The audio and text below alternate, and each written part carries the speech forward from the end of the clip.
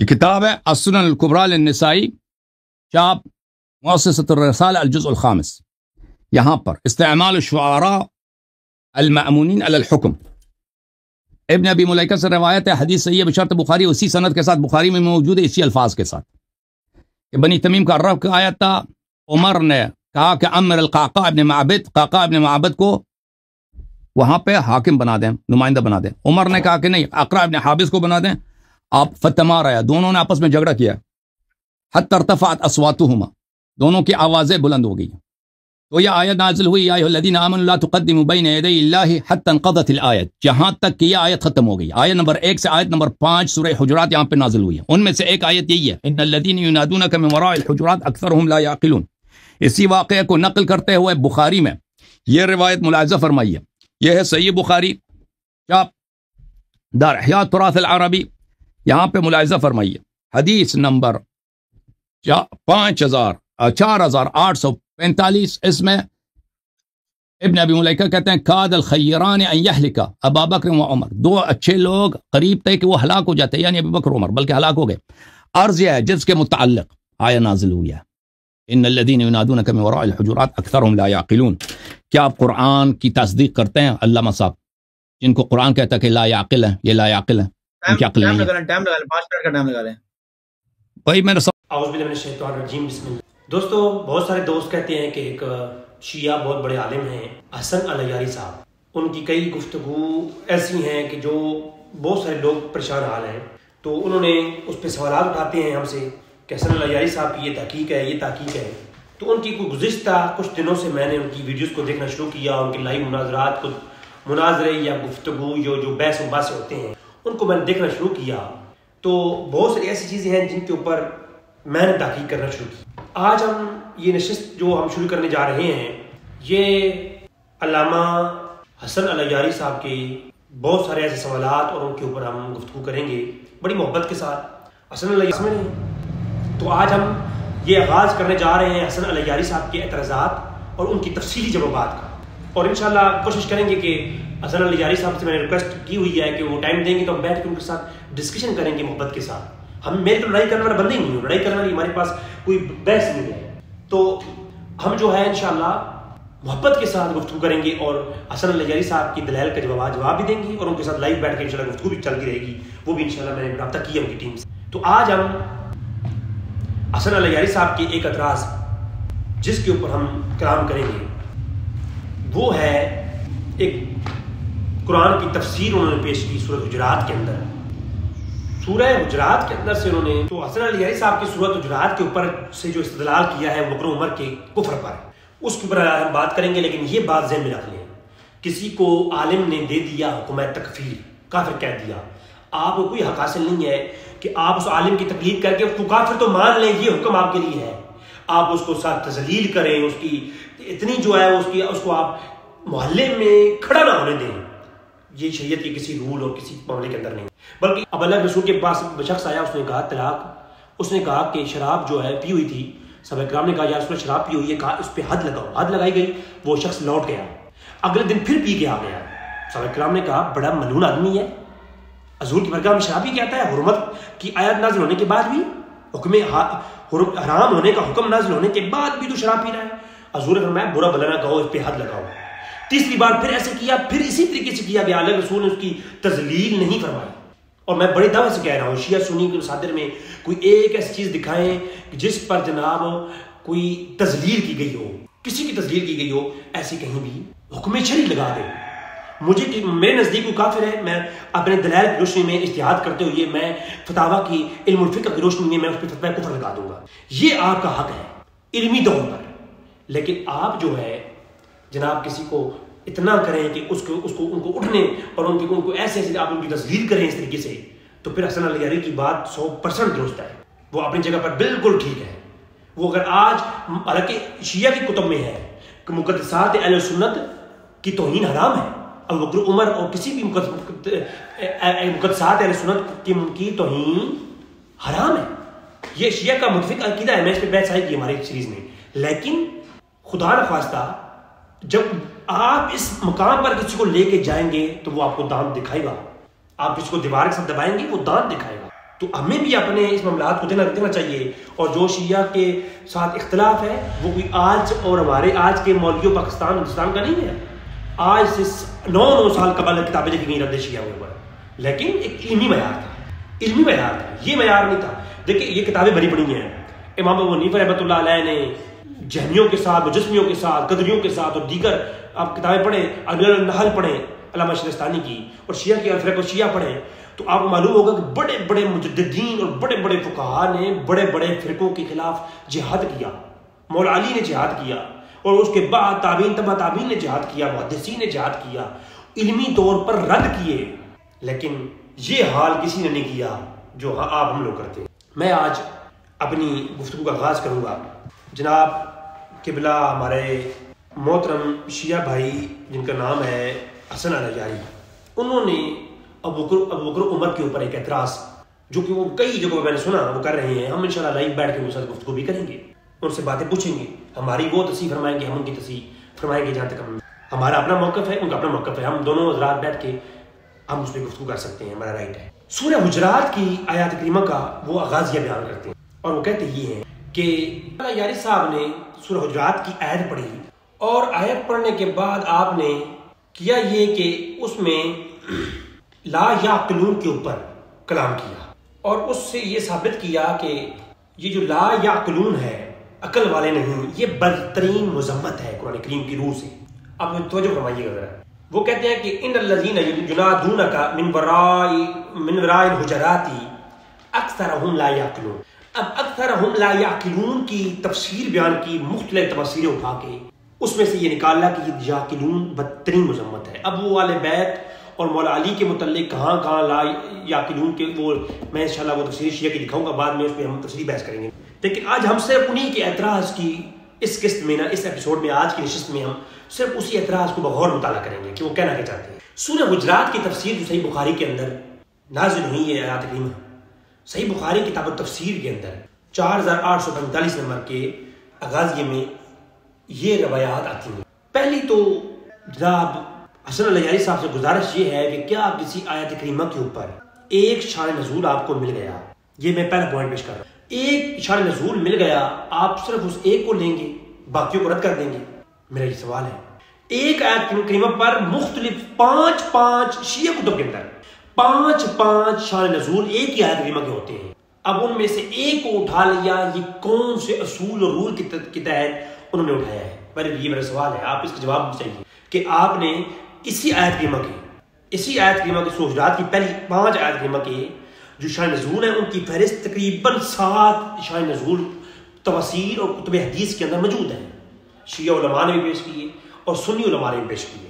تو میرا سوال یہ ہے کہ صرف ابو بکر عمر پر ہی جو نکتہ چینی کی جا رہی ہے ان آیات کی روشنی میں, یہ وہ کون سا رول ہے کہ ان تمام جو شان نزول تھے ان کو سائڈ پہ کر دیا اور فقط صرف ایک یہ لے لیا؟ اس کی کیا دلیل ہے؟ یہ کون سے فن تفسیر میں کون سا وہ رول ہے شیعہ کے ہاں جو اللہ یاری صاحب ہمیں بتائیں گے کہ یہ کس اصول کے تحت صرف یہ تفسیر انہوں نے لی ہے؟ پہلی تو یہ بات ہے. دوسری بات یہ ہے کہ ایک حکم نازل ہوتا ہے آل بیت اطہار کے متعلق بھی ایسا بہت کچھ ہے, اور دیگر بھی ہے کہ ایک حکم نازل ہوا, ایک معاملہ ہو رہا تھا. دیکھیں شراب کے متعلق صحابہ کرام کے بارے میں ہے کہ جب اللہ کے رسول نے اعلان کیا کہ شراب آج تم پر حرام کر دی گئی ہے, کہ خدا کی قسم جو ہے نا ڈرموں کے ڈرم لوگوں نے انڈیل دیے, گلیوں میں شراب ہی شراب تھا, لوگوں نے بہر پھینک دیے. اب اس سے پہلے جو شراب پی رہے تھے, اب کوئی آیت رحم محمد علی نازل کر کے پیش کر کے یہ کہے دیکھو جی قرآن کہہ رہا ہے کہ جناب یہ تو حرام ہے جناب شراب پینا, اور فلاں صحابی تو فلاں جگہ پی ہوئی تھی انہوں نے. ایک معاملہ جو حرمت سے پہلے کا ہے, ایک چیز کا حکم آ گیا حکم سے پہلے. دیکھیں اللہ کے رسول کے متعلق کئی اعمال ایسے ہیں شیعہ سنی کی کتابوں کے اندر موجود ہے کہ اللہ کے رسول وہ پہلے نہیں کرتے تھے, جب حکم آیا تب شروع کیے. کئی چیزیں پہلے مانے نہیں تھیں رسول اللہ علیہ وسلم کے نزدیک بھی, اللہ کے نبی کے نزدیک بھی, بعد میں جب اللہ کا حکم نازل ہوا تو وہ مانے ہوئی. پہلے منافقین اور دیگر لوگوں کے جنازے پڑھنے کے متعلق حکم کچھ اور تھا, بعد میں کچھ اور ہو گیا. قبلے کے متعلق پہلے حکم کچھ اور تھا, بعد میں کچھ اور ہو گیا. اور ایسے ہزاروں میں کہہ رہا ہوں کہ یہ موضوع نہیں ہے, میں ہزاروں ایسے نبی اور پھر آل بیت طہار اور صحابہ کرام کے متعلق میں آیات کریمہ پیش کروں گا اور شیعہ کتب سے, جس کے اندر یہ موجود ہے کہ کہ پہلے وہ عمل کرتے رہے، بعد میں اسے منع کر دیا گیا. یہ گردے کھانے گوشت کے متعلق. اس کے علاوہ اور کئی ایک مثالیں، میں صرف مثال دے رہا ہوں متع کے متعلق، شیعہ متع کے، وہ سارے متع میں بھی اختلاف ہے ہمارا، لیکن کئی اور چیزیں ہیں جو پہلے حلال تھیں، بعد میں ان کو حرام کیا گیا. تو پہلے ایک چیز کا حکم ہونا اور تھا، اور بعد میں یہ حکم ہوا. تو جب کسی چیز کا حکم نازل ہو جائے، اس کے بعد کوئی عمل کرے تو اس کے اوپر وہ گمراہی کا یا گناہ کا یا خطا کا حکم جاری کیا جائے. جب شراب پہلے حلال تھی تو کوئی پیتا، اب شراب کوئی پہلے پیتا رہا ہو اور کوئی کہے جناب دیکھو قرآن کا حکم نازل ہو گیا، یعنی جو چیز پہلے جائز تھی تو وہ تو خطا تھی نہیں نا، غلط تھی نہیں. کوئی پہلے کوئی پیتا تھا کہ نہیں کہتے کہ تم گناہ کر رہے ہو، کیونکہ وہ تھی یہ حلال. جب اس کو حرام کیا گیا، اس کے بعد کوئی پیے گا کہیں گے تم غلط کر رہے ہو، تمہارا یہ کام غلط ہے. میری بات سمجھ نہیں اس میں. تو یہ ایسے ہی جیسے کہ پولیس والے کو پسٹل چلانے کا لائسنس ملتا ہے، تو اس سے پہلے اگر وہ لائسنس ملنے سے پہلے گولی چلائے گا تو وہ مجرم ہے، لیکن جب اس کو لائسنس مل گیا وہ چلائے گا تو اس کے لیے اتھارٹیسٹی ہے. تو مطلب یہ ہے کہ یہ جو ایک لاجک ہے الغیاری صاحب کا، یہ کچھ دماغوں سے ماورا ہے کہ آیت نازل پہلے وہ صحابی یہ کام انہوں نے اونچی آوازیں کی. برگاہ رسالت میں کئی صحابہ ہیں جن کا آپس میں اختلاف ہو گیا. عبداللہ ابن عباس کا اور علی کا اختلاف ہو گیا، بخاری کے اندر ہے. اور اس کے بعد کئی ایک مقامات پر کئی صحابہ کا اختلاف ہو گیا. یہ من کن تو مولا والی مولا والی جو روایت پہ ہم نے بحث کی ہے، اس میں ہم نے دکھایا آپ کو جب یمن کی غزوات سے مولا علی آئے تو کچھ مولا علی پر کچھ لوگوں نے اختلاف مولا علی سے کرنا شروع کر دیا. تو پھر اس موقع پر اللہ کے نبی نے جو ہے ہاتھ بلند کر کہا کہ من کن تو مولا والی مولا. تو کیا وہ اختلاف جب ہوا تو کوئی کہے جی دیکھو جی پہلے تو حضور کی برگاہ میں دونوں کی آوازیں بلند ہو گئی، مطلب کوئی لاجک نہیں ہے نا، لاجک ہے یہ. اب کہتے ہیں جی کہ کم عقل والی جو بات ہے، یہ کہتے ہیں کہ کم عقل کہنا قرآن کا یہ برترین مذمت ہے ابو بکر و عمر کی. اچھا جی، ابو بکر و عمر کا کم عقل جو لفظ ہے یہ بخاری کے اندر، پوری بخاری میں کہیں ابو بکر و عمر کے اوپر لاگو کر کے دکھا دیں. میرا چیلنج ہے اس بات. بخاری میں صرف امام بخاری یہ آیت کریمہ کا باب قائم کرتے ہیں، نیچے جو دلیل لاتے ہیں وہ کسی اور آیت کی لاتے ہیں. اب جو محدثین کا یہ بھی غلط بحث ہے. محدث جب ترجمہ الباب قائم کرتا ہے، یہ صحیح مسلم کے اندر سینکڑوں ایسے دلائل ہیں، بخاری کے اندر سینکڑوں ایسے دلائل ہے کہ جب محدث کوئی ترجمہ الباب قائم کرتا ہے تو اوپر وہ باب قائم کرتا ہے، نیچے اس کے اندر جو حدیث ہوتی ہے وہ کسی اور موضوع کی ہوتی ہے. مطلب ترجمہ الباب سے جو ایک محدث کوئی بھی ایک چیپٹر قائم کرتا ہے، اس چیپٹر پر عقیدہ نہیں ہوا کرتا، اس سے استدلال نہیں ہوا کرتے کہ مسلم نے یا بخاری نے ایک چیپٹر قائم کیا، چیپٹر سے اگر ایسا آپ نے کرنا ہے تو ہم جب کہتے ہیں کہ امیر معاویہ کے مناقب کے چیپٹر موجود ہیں تو آپ کہتے ہیں جی دیکھیں چیپٹر تو موجود ہیں، ان کے نیچے جو حدیثیں ہیں وہ امیر معاویہ کی فضیلت پر دلالت نہیں کرتی. جو ہے مناقب امیر معاویہ کا چیپٹر تو آ گیا، مگر اس کے اندر جو حدیثیں ہیں وہ تو مناقب معاویہ کی ہیں ہی نہیں، وہ تو دعائیں ہیں، فلان ہے فلان ہے فلان ہے.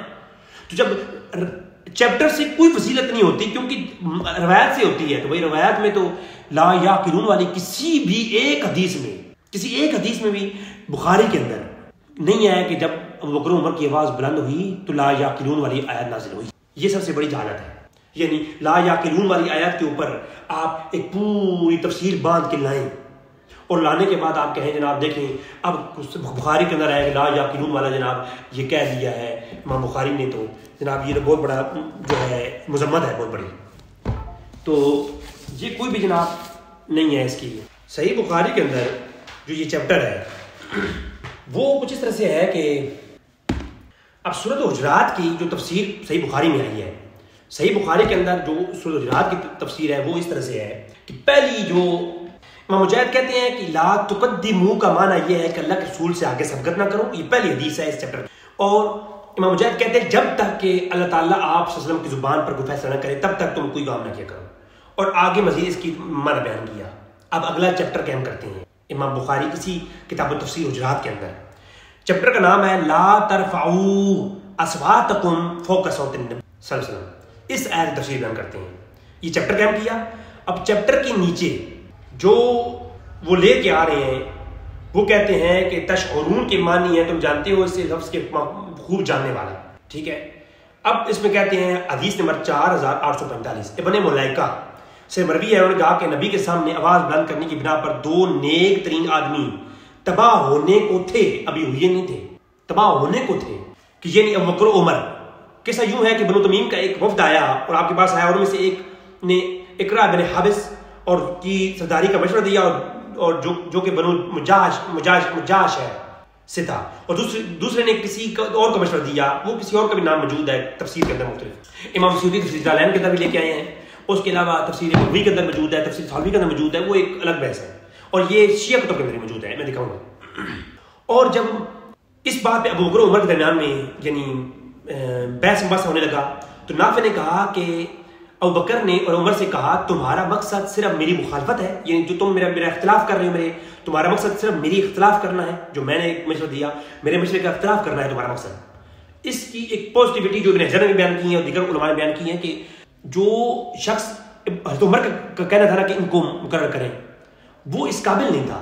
تو ابو بکر نے کہا کہ تم اس بندے کو دیکھو بھائی، تم تو میری مخالفت کرنے کی چکر میں ہو، ورنہ اس بندے میں تو کوئی ایسی کوالٹی نہیں ہے. تو اس کا یہ معنی بھی ہو سکتا ہے، لیکن چلو ہم کوئی معنی نہیں لیتے، ہم صرف پڑھتے ہیں.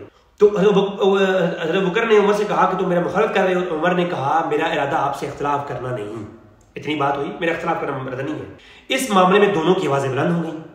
اب اتنی بڑی لڑائی نہیں کہ گالی گلوچ کرنے لگے، بلکہ وہ تو بخاری میں ہے کہ کذاب اور کیا کیا لفظ ابن عباس نے حضرت علی کو بولے ہیں، وہ ایک الگ چیپٹر ہے. اور اما فاطمہ نے کیا کیا، اور اللہ کے رسول جب اما فاطمہ ناراض ہوئی گھر گئیں، اللہ کے رسول نے کیا فرمایا میں شیعہ کتابوں سے دکھاؤں گا. حضرت علی پر کتنے ناراض ہوئی اللہ کے رسول، کتنا حضور اتنے جلال میں تھے، کہا کہ فوراً علی کو بلاؤ، میں شیعہ کتب کی سند صحیح والی روایات دکھاؤں گا. لیکن اس سے یہ اخذ نہیں کرتے کہ مولا علی کی شان کو اللہ باللہ ہم کفر کی طرف لے جائیں کہ اللہ کے نبی کو جو اذیت دیتے ہیں وہ کافر ہیں. میں آیتیں پڑھوں بہت ساری اور میں کہوں جی اللہ کے رسول نے فرمایا کہ جس نے فاطمہ کو اذیت دی اس نے مجھے اذیت دی. اب وہ میں حدیثیں پڑھوں اور میں وہ شاید نزول قرآن کی آیات پڑھوں اور مولا علی پہ فٹ کر دوں تو میں کر سکتا ہوں. میں استدلال کرنے کا جیسا اللہ یاری صاحب نے استدلال کے پیمانے بنائے ہوئی ہیں، کچھ یہاں سے اٹھایا کچھ یہاں سے اٹھایا. اب وہ جناب المحرر الوجید تفسیر سے جا کے وہ قول نکالا ہزاروں چھوڑ کر کے. کسی تفسیر کچھ نہ کچھ تو میرے مقصد کا مل جائے گا نا، تو میں نکال کر کے ایک پورا ایک بنا لوں وہ اسٹرکچر اور میں جناب ٹوٹ پڑوں مولا علی پر. تو یہ تو کوئی بھی کر سکتا ہے، لیکن اصل بات تو کہہ کی طرف جانا چاہیے ہمیں. تو کہا میرا اختلاف کا ارادہ نہیں تھا. اس معاملے میں دونوں کی آوازیں بلند ہو گئیں تو اللہ تعالیٰ نے یہ آیت نازل کی یا ایھا الذین آمنوا لا ترفعوا اصواتکم.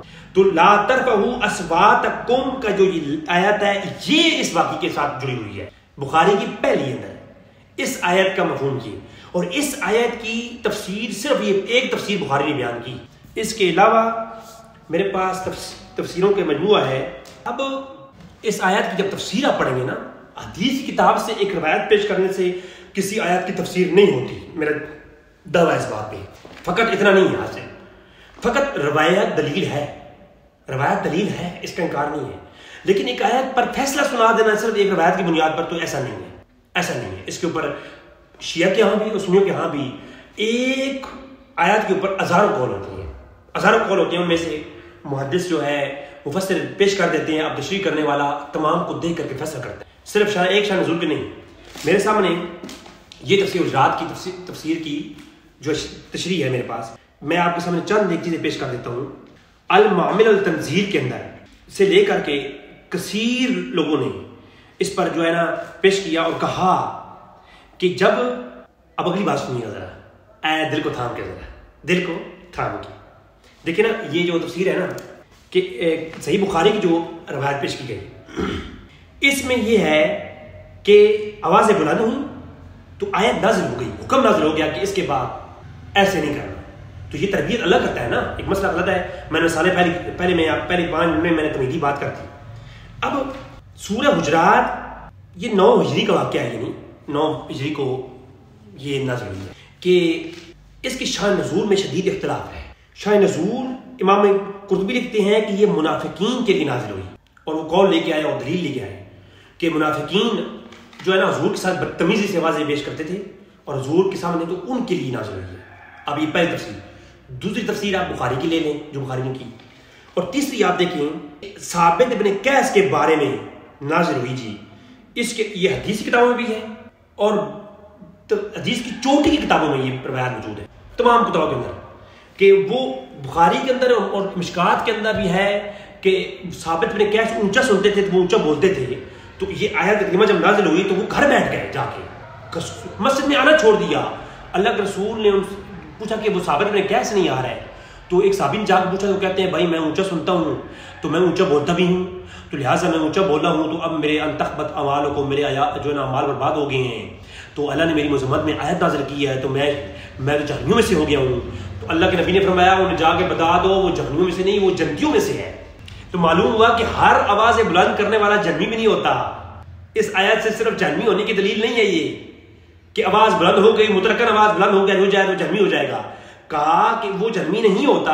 کون کہ اللہ کے رسول خود فرما رہے ہیں کہ بھائی صحابہ نے کیا اس کو بولو کہ اس کا عذر موجود ہے تو اس کے لیے یہ نہیں ہے. یہ آیت یہ جو بدتمیزی کے اندر یا کوئی گستاخی کے اندر اونچی آواز کر دے یہ اس کے لیے ہے. حضور گھر سے باہر جا کے آواز لگانا شروع کر دے اس کے لیے ہے. صحابہ نے کیا اس کے لیے اسے بلاؤ، اسے مسجد میں لے کے آؤ، وہ جنتیوں میں سے ہے. لفظ یہ فرمایا. اچھا امام ابن حجر کا موقف یہ ہے فتح الباری کے اندر کہ وہ کہتے ہیں اس بات میں کوئی چیز مانع نہیں ہے. اس آیات کی شان نزول کثرت اور کئی اسباب کی وجہ سے ہوا ہے. ابن حجر اسی تفسیر کرتے ہوئے، اسی شرح کرتے ہوئے، اسی صحیح بخاری کی اس حدیث کی شرح کرتے ہوئے ابن حجر فتح الباری میں کہتے ہیں کہ اس اندر کوئی معنی نہیں ہے یہ بات کہ اس کا شان نزول جو ہے نا کئی وجہ سے ہوا ہے. صرف ایک وجہ ابو بکر عمر نہیں ہے. ابن حجر کہتے ہیں کئی وجہ سے ہوا ہے. اور وہ کہتے ہیں کہ جو کہ اللہ کے رسول کی برگاہ میں آیت کے نازل ہونے سے پہلے کئی ایسے واقعات ہوئے کہ آوازیں بلند ہوتی رہیں تو قرآن کا آیت نازل ہوئی کہ لوگ رسول کی برگاہ میں آئندہ خیال کرنا ہے، ایسے دوبارہ نہیں بات کرنی ہے، کرو گے تمہارے اعمال برباد ہو جائیں گے. اور کنز العمال کی حدیث نمبر 4604 ہے. اسی تفسیر سورۃ حجرات کی اسی آیت کے تحت آپ دیکھو حدیث تو میں نے بخاری کی پیش کی ہے تو حدیثیں تو اور بھی موجود ہیں، صرف بخاری کی ہی کیوں لی؟ دیکھیں نا یہ تو ایسے ہے کہ پورے جسم کو چھوڑ کے درمیان میں سے گندگی تلاش کی جائے. یہ تو وہی مثال ہوئی نا. اگر صرف حدیث لینی ہے تو آپ کا حق یہ بنتا ہے لیاری صاحب کہ آپ بہت ساری کو اکٹھا کر لو، پھر ان کو جمع کر کے پھر ان میں سے ایک پیش کر دو. بھائی ایک قول ابو بکر عمر کے متعلق بھی اللہ نے خبردار کیا. اللہ نے جو ہے خبردار کیا ابو بکر عمر کو تو ساری امت کو خبردار کیا. کئی صحابی ہیں جن کو اللہ نے سخت ترین الفاظ کے ساتھ کہا خبردار یہ کام کیا تو اب نہیں کرنا. قرآن بھرا پڑا ہے، ہم تو اس کے اختلاف نہیں کرتے کہ اللہ نے صحابہ کرام کو سخت الفاظوں کے ساتھ سمجھایا یہ کرنا ہے یہ نہیں کرنا. ہمارا تو یہ کبھی منج نہیں ہے کہ اللہ نے سختی کے ساتھ حضور کی صحابہ کرام کو کئی احکامات دیے تو یہ بھی حکم دے دیا اور یہ تو پوری امت کے لیے بھی ہے. ٹھیک ہے. تو ابن حجر کی کنز العمال کے اندر جو روایت ہے اس میں ہے کہ ابو بکر صدیق کے سامنے جب اختلاف ہوا اور یہ آیت نازل ہوئی اس کے بعد ابو بکر صدیق نے بولنا بالکل ختم کر دیا، اونچا بولتے ہی نہ تھے. اب یہ ہے علت جب لوٹ آتی ہے تو کفر لوٹ جاتا ہے. جب علت لوٹ جائے تو اس کا حکم بھی لوٹ جاتا ہے. یہ اصول ہے نا شیعہ سنی کی. میں اگر فقہا کے نص پیش کروں گا تو جب ابو بکر نے یہ اس کے بعد پھر کیا کیا، ہمیشہ اونچی آواز میں بات نہ کی. اس کے بعد یہ صحیح بخاری جو آپ نے پڑھی ہے اسی صحیح بخاری اسی صحیح ابو ملیکہ والی جو روایت ہے کہ یا ابو بکر عمر لڑ پڑے آوازیں بلند ہوئی تو آیت نازل ہوئی یا الذین آمنوا لا ترفعوا اصواتکم. یہ آیت نازل ہوئی نا تو اس کے آگے کہتے ہیں قال ابن زبیر جو سے کہ راوی ہیں وہ کہتے ہیں کہ اس آیت کے نازل ہونے کے بعد فما کان عمر یسمع رسول اللہ صلی اللہ علیہ وسلم بعد هذه الآیات کہ کہا یستفہم کہ یہ آیت نازل ہونے کے بعد عمر اتنی ایسا بات کرتے تھے کہ اللہ کے رسول کئی بار پھر سوال کرتے کہ عمر تم نے کیا کہا ہے. عمر فاروق نے اتنا کم یعنی اتنا اونچا بولنا ہی چھوڑ دیا. اور یہ روایت ایک جگہ نہیں ہزاروں جگہوں پہ موجود ہے. صرف بخاری وہی چیپٹر وہی اجرات کے اندر ہے. اسی دیکھیں نا آپ نے تفسیر اگر پیش بخاری سے کی ہے تو حدیث تو پوری پیش کر دینا سارے. ایسے نہ کریں. اگر آپ پاکستان کو نماز ادھے کرتے ہیں میں مان لیتا ہوں تو آپ بھی تو ایسا کریں گے. آپ میں فرق کیا ہوا؟ دیکھیں نا آپ ابو بکر عمر کے کفر پہ دلیل لا رہے ہیں تو آپ کو کم از کم تفسیر پیش کر رہے ہیں تو پوری تو پیش کریں. یہ خیانت نہ کریں نا. یہ تو گناہ ہے، یہ تو حرام ہے اور ایسے شخص سے تو قرآن حدیث سننا بھی حرام ہے ہمارے نزدیک. تو پھر ابن زبیر نے کہا کہ عمر نے اس آیت کے نازل ہونے کے بعد اتنی ایسا بات کرتے کہ اللہ کے نبی کئی بار پوچھنا پڑتا ہے کہ عمر تم نے کیا کہا ہے. اور کہا انہوں نے یہ بات اپنے نانا یعنی ابو بکر کے متعلق نقل نہیں کی. حضرت زبیر نے یہ بات نہیں کہا کہ یہ بات انہوں نے حضرت زبیر کے متعلق نہیں کہی. یہ بات ٹھیک ہو گیا تو جو ہے تو یہ دو چیزیں ہو گئیں. اس کے بعد ترمذی کے اندر کتاب التفسیر ہے حجرات کی اسی آیات کی تفسیر کہ وہ کہتے ہیں کہ عمر انتہائی خاموشی سے بات کرتے تو علت لوٹ گئی. اب کفر ثابت کرنا علی صاحب سے میں ہے. صحیح مسلم کی کتاب ایمان کے اندر یہ بات موجود ہے اور یہ امام نبی کی شرح مسلم میں بات موجود ہے، اس کے اندر بھی انہوں نے وضاحت کی ہے کہ جو ہے کہا گیا کہ جو قیس میں ثابت کو بلاؤ مسجد میں، جب آئے تو کہا کہ تو جنتی ہے، سنا تو جنتی ہے، تو آواز بلند کرتا ہے، تیرے لیے یہ نہیں ہے، تو ہر آواز بلند کرنے والے کو کفر نہیں آ سکتا، یہ متعین کرنا پڑے گا۔ صحیح مسلم کتاب الامارہ میں اندر بھی یہی ہے کہ ممبر کے پاس کچھ لوگ اونچی آواز میں بات کر رہے تھے تو عمر نے کہا ہوئے اونچی آواز میں بات کرو، تمہیں پتہ نہیں ہے؟ انہوں نے یہی آیت پڑھی کہ خبردار حضور کی برگاہ میں اونچی آواز بلند مت کرو۔ یہاں تک تو یہ بات ہو گئی ان کی دلیل، ہم اس کی مزید وضاحت بھی کرتے ہیں۔ اب آتے ہیں کہ کیا آیا یہی پیمانہ رکھا جائے تو آل بیت سے بچتے ہیں یا آل بیت کے اوپر بھی یہ فتح جاتے ہیں؟ لا یعقلون کا لفظ بڑا ہے یا جاہلون کا لفظ بڑا ہے؟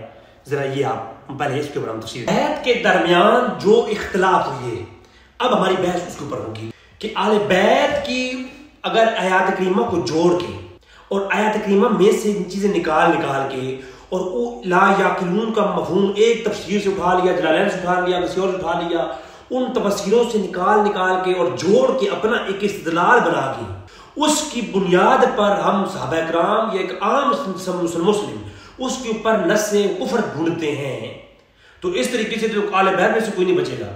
میں انشاءاللہ اس پہ دلائل کے انبار لگا دیتا ہوں۔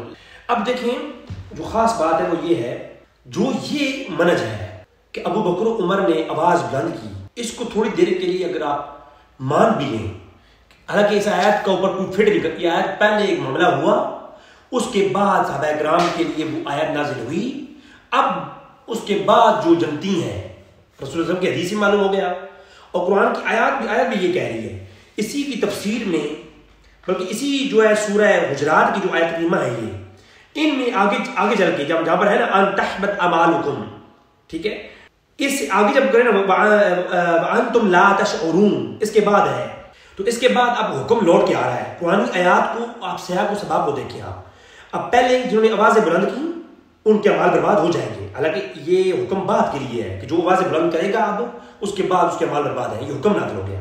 اس کے بعد ان الذین، اور اگلی آیت کیا ہے؟ اگلی آیت یہ ہے ان الذین یعدون اصواتهم عند رسول اللہ اولئک الذین امتحن اللہ قلوبهم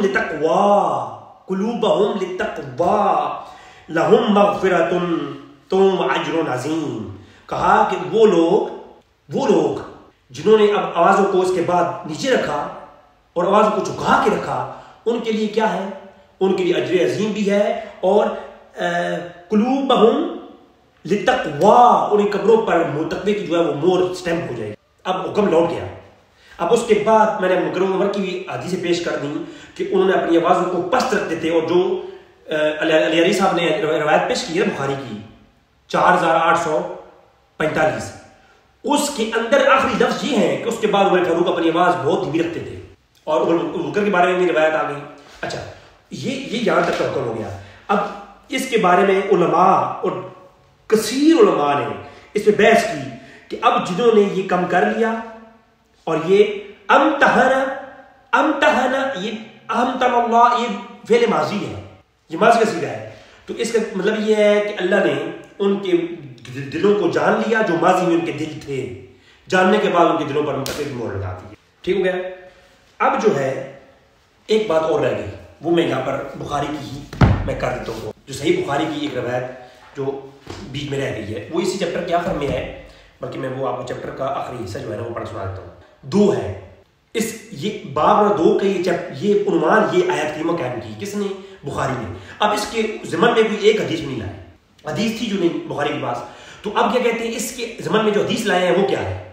عبداللہ بن زبیر سے روایت ہے کہ بنو تمیم کا ایک قافلہ نبی کریم صلی اللہ علیہ وسلم نے آیا، تو ابوبکر نے کہا کہ کعکا ابن معبد کو یعنی اس کا سردار بنائیں گے، عمر خطاب نے کہا کہ اقرا بن حابس کو، تو اس میں اختلاف ہو گیا، آوازیں بلند ہو گئیں، تو حتیٰ کہ کیا ہوا کہ آیت نازل ہوئی یا ایھا الذین آمنوا لا تقدموا بین یدی اللہ ورسول، کہ رسول سے آگے نہ بڑھو، جو ویسے رسول کریں گے وہ سننا، تم خاموش ہو جاؤ، بس یہ تعلیم کر دی۔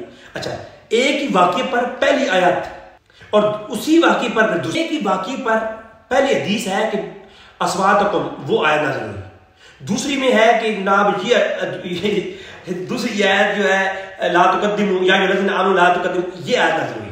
اب پہلے تو یہ چیک کریں کہ یہ واقعہ کس تفسیر کی ضمن میں ہے. دیکھیں بخاری کے پاس بھی اختلاف آیا گیا کہ یہ جو واقعہ پیش آیا سردار بنانے والا اور ابو بکر عمر کی لڑائی ہوئی، اب یہ لڑائی کس مقام کی تھی، کس آیت کون سی نازل ہوئی ہے، یہ تو ایک بات ہوگی.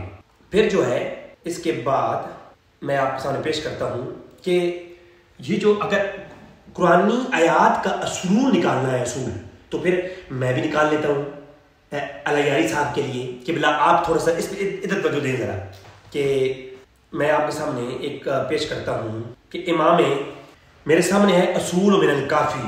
اصول من الکافی ہے میرے سامنے. اصول من الکافی میں کیا ہے؟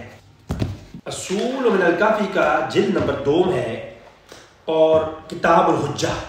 اس میں یہ روایت ہے قال امام باقر نے ایک آیت کی تفسیر میں کہا. امام باقر نے آیت کی تفسیر میں کہا. تفسیر کیا ہے؟ آیت کریمہ ہے کہ وَيَوْمَ الْقِيَامَةِ تَرَى الَّذِينَ كَذَبُوا عَلَى اللَّهِ وَجُوهُهُمْ. آیت کریمہ ہے، اس کو نقل کیا ہے اصول کافی میں ایک روایت میں. ایک کہ امام باقر سے کسی نے کہا کہ اس آیت کا مطلب کیا ہے کہ بروز قیامت تم دیکھو گے ان لوگوں کو جنہوں اللہ پر جھوٹ باندھا اور ان کے چہرے کالے اور سیاہ ہوں گے، بگڑے ہوئے ہوں گے. اور یہ ایک نہیں، اصول کافی کے علاوہ اور کشف الغمہ کے اندر بھی اور کئی شیعہ کتابوں میں مختلف آیات کریمہ بھی ہیں، اور ان کے چہرے کالے سیاہ ہوں گے اور ان کے چہروں پر لعنت برس رہی ہوگی. کہ وہ کون لوگ ہیں امام باقر؟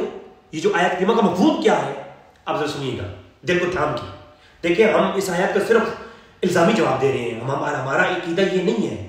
ہم 12 ائمہ ہوں شیعہ کے، جو 12 امام ہیں ہمارے نزدیک ان کی جو ہے ان کا احترام ہم پر واجب ہے. جو بھی 12 ائمہ کے گھروں کے بہر بیٹھنے والے کتے کی توہین کرے، خدا کی قسم اس کو دین اسلام سے خارج ہے. ہمارا تو یہ عقیدہ ہے الحمدللہ. ہم تو کہتے ہیں آل بیت اطہار کے دروازوں پر بیٹھنے والے کتے کی توہین کرنے والا جو ہے نا وہ دین اسلام سے خارج ہے.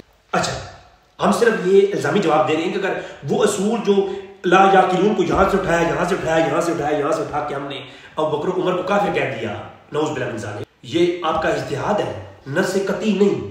اور نص قطعی نہ ہو کر کے آپ کسی صحابی کو کافر کہہ رہے ہیں تو کفر آپ پر لوٹ آئے گا.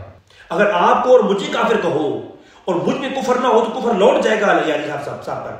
تو ابو بکر عمر کو کوئی کہے توجہ ہے.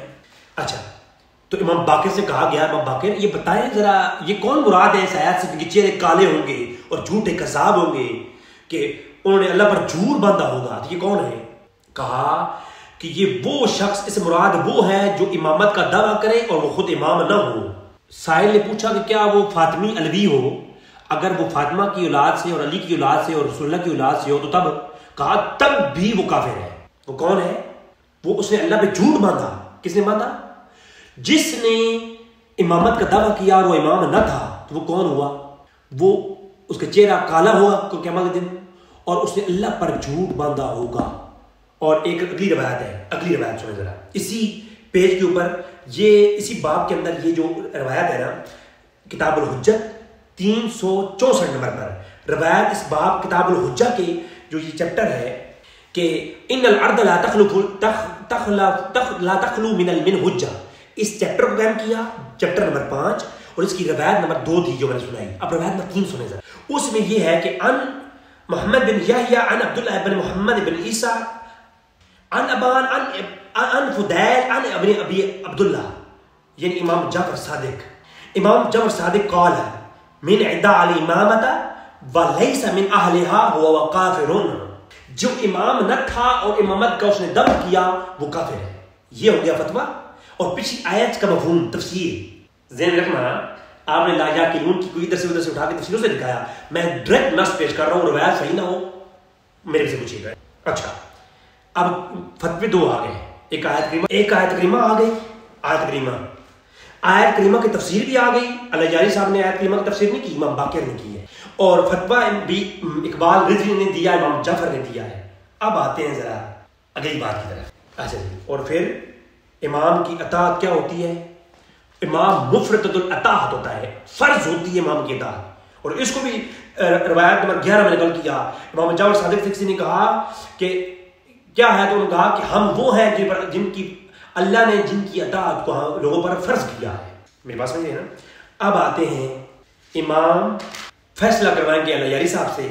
وہ بتائیں گے کہ جناب اب یہ آیت کریمہ کے ضمن میں کون آیا اور کون گیا.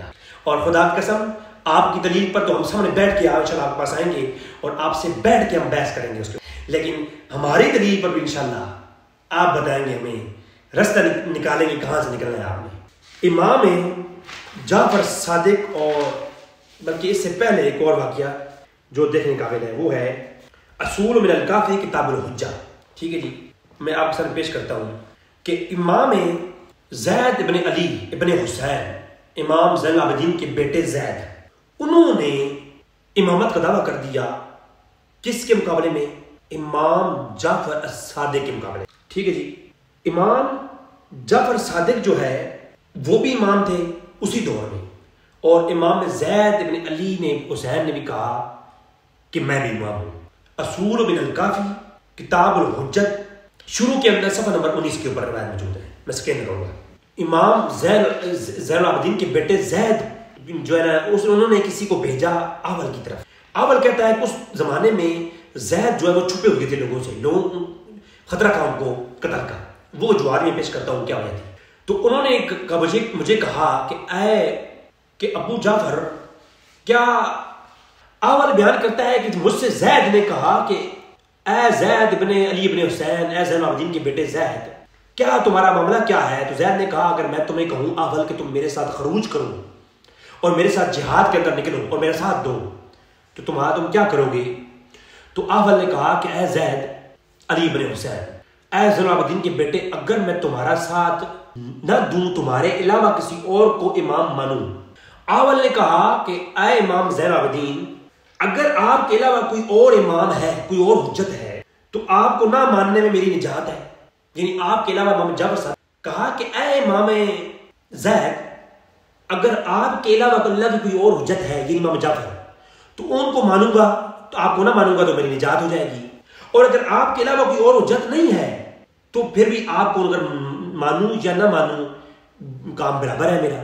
تو آپ کا اگر آپ کی بات مان لوں اور جو کوئی اور امام ہے اس کو چھوڑ دوں تو میں ہلاک ہو جاؤں گا.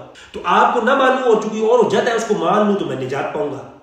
اور اگر میں بغیر کسی اور کا امامت کو بھی نہ تسلیم کروں تو آپ بھی تسلیم نہ کروں تو کام برابر ہے. تو آگے سے امام زین العابدین نے کہا, ابن زین العابدین نے کہا, امام زید نے کہا کہ اول تو کیا سمجھتا ہے, جب میرے باپ زین العابدین مجھے لقمہ کھلاتے تھے نا, گوشت کا ٹکڑا, تو اس کو پہلے پھونک مار کے ٹھنڈا کرتے تھے اور مجھ سے اتنا پیار کرتے تھے کہ میرے منہ میں انہوں نے اس لقمے کو جو ہے تب ڈالتے جب وہ ٹھنڈا ہو جاتا تاکہ میری زبان نہ جلے. تو تم کیا سمجھتی ہو کہ میرے باپ امام زین العابدین نے, علی بن حسین نے, مجھے اتنا بڑا مسئلہ جس میں جنت و جہنم کا مسئلہ ہے مجھے نہیں بتایا؟ میرا باپ کیسے گوارا کر سکتا ہے کہ میرا بیٹا زید جہنم میں جائے؟ جو باپ میرا گرم ٹکڑا اور گرم وہ ٹکڑا جو ہے میرے منہ میں جانا گوارا نہیں کرتا, مجھے جہنم میں نہیں جانا گوارا کرے گا؟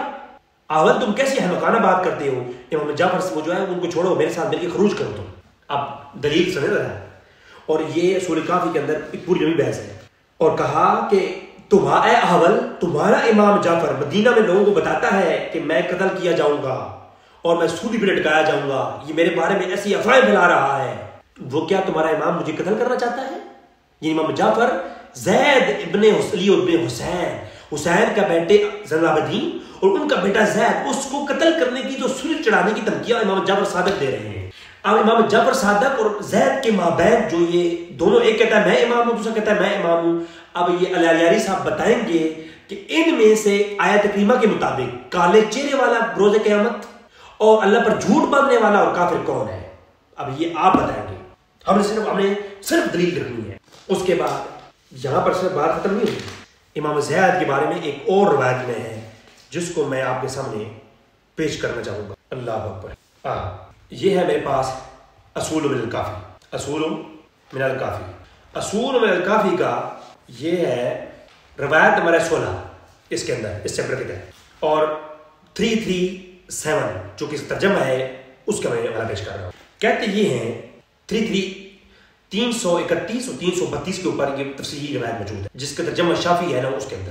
اب یہ روایت کے اندر لفظ دیکھیں کہ امام باقر نے فرمایا اطاعت جو ہے، امام باقر نے کہا حضرت امام زین العابدین کے بیٹے زید سے، امام باقر نے کہا، اب توجہ فرمائیے گا ذرا، کہا کہ اے زید بن علی، کہ امام باقر نے کہا کہ اے زید تم امام نہ ہوتے ہوئے، تو اے زید آپ امام نہیں ہیں اور آپ خروج کا ارادہ رکھتے ہیں، یہ کیا کر رہے ہیں آپ؟ کس نے کہا؟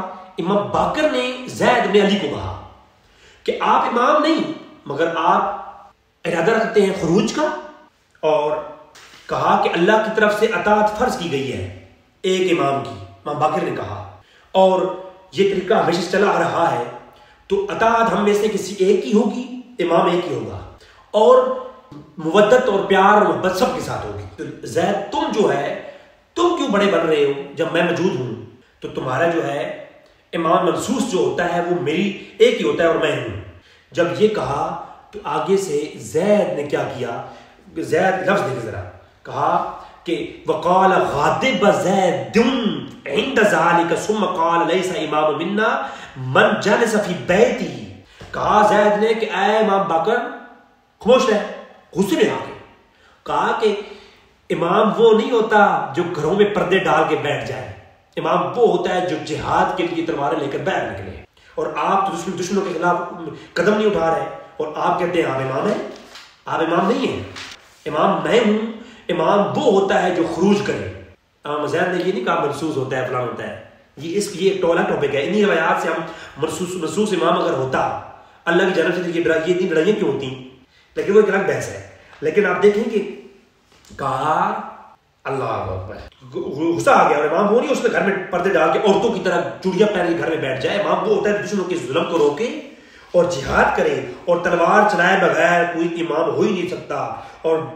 اور اس کے بعد اگلے لفظ سننا، ہائے ہائے ہائے، اگلے لفظ سننا، وہ لا یاقلون والی بات جو آپ نے سنی ہے نا، اب یہ بھی سننا، ہائے ہائے لا یاقلون، کہتے ہیں کہا کہ امام باقر نے کہا اگر تم زید یہ اس طرح کی حرکتیں کرو گے تمہیں مصیبت آڑے آئے گی، دھمکیاں دیکھیں آپ، اور کہا کہ پھر امام علیہ السلام فرمایا اے بھائی جس چیز پر امامت کی طرف تم پر نسبت دے رہے ہو اس کے متعلق کوئی گواہی تمہارے پاس ہے یا کوئی طریقہ رسول تمہارے پاس ہے؟ یہ تم کہتے ہو تم امام ہو اور تم کہتے ہو جہاد فرض ہوتا ہے امام کے لیے، تو کوئی دلیل ہے تمہارے پاس؟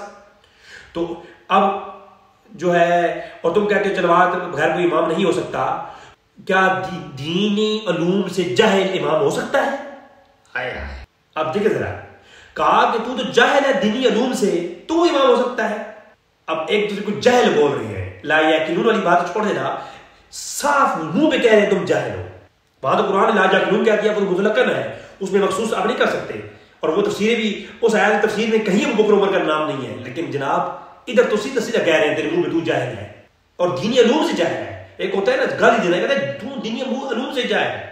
اب آپ مجھے بتائیں، یہ ہے کتاب الحجت صفحہ 331 اور روایت نمبر 16۔ اب اگلی جو ہے نا یہ بات جہاں تک آ گئی، اب آپ مجھے بتائیں امام باقر اور زید بن علی کے درمیان کوئی پیمانہ رکھیں گے آپ کہ وہ جو امام نہیں اس کا دعوت کرے وہ کافر ہے؟ اور قرآن کی آیت ہے کہ اس کا مفہوم یہ ہے کہ جو کوئی بھی امامت کا دعویٰ کرے اس کا چہرہ کالا ہوگا بروز قیامت، اور اللہ پر جھوٹ باندھنے والا کذاب ہوگا اور کافر ہے۔ ابھی فیصلہ آپ کریں ان دونوں میں سے کون کافر ہے، کون بروز قیامت کا چہرہ کالا ہوگا وہ زید بن علی ہوگا یا امام باقر علیہ السلام ہوں گے؟ اب یہ آپ بتائیں گے۔ اور یہ نہیں کہ کوئی زید کو مانتے نہیں، آج بھی شیعہ زید ابن علی کی چیپٹرز میں پورے یہ میں تاریخ میں آپ دیکھیں گے اور فضائل میں چیپٹر ہے اور رسول کافی کے اندر بیان ہے، اور کوئی آج فتویٰ لگایا نا زید بن علی ابن حسین پر۔ میری بات سمجھ آ رہی نہیں آ رہی ہے؟ اب یہ علیہ یاری صاحب پر فرض اور واجب ہے قرآن کی تفسیر وہ پیش کریں، کہ قرآن کی تفسیر پیش کریں وہ کہ جناب یہ کہ ان میں سے کافر کون ہے۔ یہ اب فرض ہے علیہ یاری صاحب پر، جو مفہوم قرآن کی آیات کا پیش کیا گیا ہے تفسیر، اور میں نے تفسیر ہی پیش نہیں کی ہے، میں نے صحیح روایت پیش کی ہے، امام جعفر کا اور امام باقر کا قول پیش کیا ہے، ان کی تفسیر کے اندر کوئی شک نہیں ہے سند والی، وہ تو تفسیریں جو ہے وہ تو جو ہے۔ اب اگلی بات سنیں، یہ بات تو یہاں پر ہو گئی نا، امام محمد ابن حنفیہ، توجہ کرا ذرا، امام محمد ابن حنفیہ، محمد بن حنفیہ اور امام زین العابدین علی ابن حسین، امام حسین کے بیٹے، ان کے مابین کیا ہوا، یہ بھی ہم اصول کافی سے دیکھتے ہیں۔ تو جو کرنا ہے بات بڑی سمجھ والی بات ہے۔ اللہ امام باقر جو ہے انہیں روایت کیا 313 نمبر پر، اور کتاب الشافی کتاب الحجت، ترجمہ شافی اصول الکافی کا۔ امام باقر نے روایت کیا کہ امام حسین جب شہید ہو گئے، کون شہید ہو گئے؟ امام حسین شہید ہو گئے، تو کیا ہوا کہ لما قتل حسین علیہ السلام ارسل محمد بن حنفیہ الى علی بن حسین فخلا به فقال له یا ابن اخی قد علمت ان رسول اللہ صلی اللہ علیہ وسلم دفع الوصیۃ والامامۃ من بعد الى امیر المؤمنین ثم الى حسین ثم الى حسن ثم الى حسین وقد قتل ابوک رضی اللہ تعالی عنہ۔ امام باقر روایت کر رہے ہیں کہ محمد بن حنفیہ رضی اللہ کہہ رہے ہیں کس کو؟ امام حسین کو۔ یہ علیہ السلام کہہ دینا، رضی اللہ کہہ دینا، اس میں کوئی اختلاف ہو، ٹھیک ہے، یہ اصول کیا پڑھ رہا ہوں میں۔ اچھا کہا کیا جناب کہ محمد بن حنفیہ کہتے ہیں کہ دیکھو دعا خیر کے لیے گئے، امام شہید، جب امام شہید ہو گیا تو وہاں پر دعا کی گئی، یا جو بھی ماحول تھا، لوگ بیٹھے ہوئے تھے، تو امام محمد بن حنفیہ نے امام زین العابدین کو پکڑ کے سائڈ پہ کیا خلوت میں، اور کہا اے میرے ابن اخی، بھتیجے، کیا کہا؟ اے میرے بھتیجے، قد علمت ان رسول صلی اللہ علیہ وسلم، کہ اللہ رسول نے وصیت کی امامت کی اپنے بعد امیر المومنین علی کی، اور پھر علی نے حسن کی اور حسن نے حسین کی، اور فقد قتل ابوک، اب ہمارا باپ جو ہے وہ قتل ہو گیا ہے، اور ان کی روح پر درود و سلام ہو، اب جو ہے وہ شہید ہو گئے ہیں، تو انہوں نے کسی کو اپنا وصی نہیں بنایا۔ امام حسین نے کسی کو وصیت نہیں کی تھی، امام حسین نے وصیت نہیں کی کہ کون میرے بعد امام ہوگا، توجہ کرنا، تو ہمارے بعد وصیت کوئی نہیں ہے کہ امام حسین ہوگا یا امام حسین کے بعد کون امام ہوگا، لہٰذا میں تمہارا چچا ہوں، میں کون ہوں؟ انا امک وسن ابیک ولادتی من علی، کہ میں علی کا بیٹا ہوں اور تمہارا چچا بھی ہوں اور بڑا بھی ہوں عمر میں اور تجربہ کار بھی ہوں، ہر لحاظ سے میرا حق ہے کہ میں تم سے عمر میں بڑا ہوں تو میں امر وصیت اور امامت پر کھڑا ہو جاؤں، میں امام ہوں، اور میرے ساتھ تم اس معاملے میں جھگڑا نہیں کرنا۔ کیا کرنا؟ میرے ساتھ اس معاملے میں کوئی جھگڑا شرا، فلا تنازعنی فی وصیتی والامامتی وتخاجبنی، کہا خبردار میرے معاملے میں اب تم نے کوئی وصیت کے معاملے میں اڑ پھنس پنگا نہیں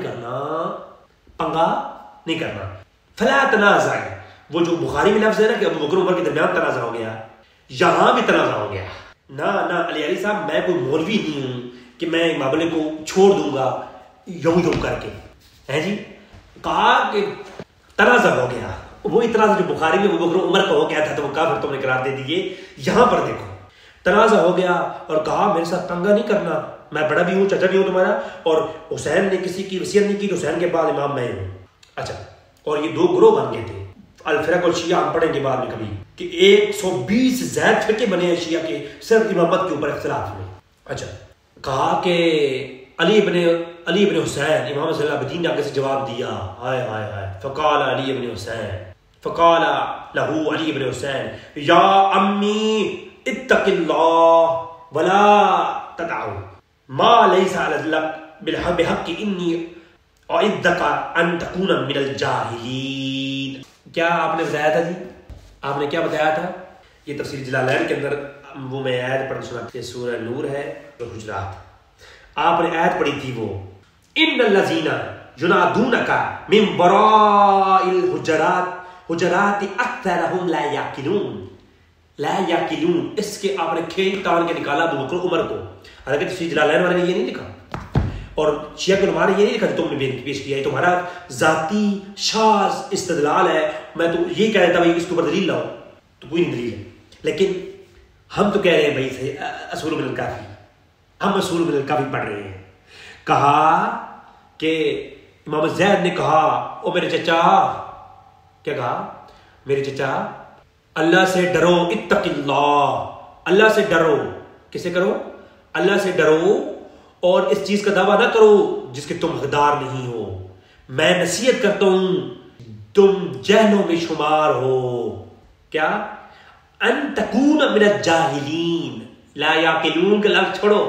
امام زین العابدین کھڑے ہو کے محمد بن حنفیہ کو کہہ رہے ہیں تم جاہل ہو, تم جہل والی حرکتیں کر رہے ہو, میرے سامنے امامت کا دعویٰ کر رہے ہو. کہا خبردار.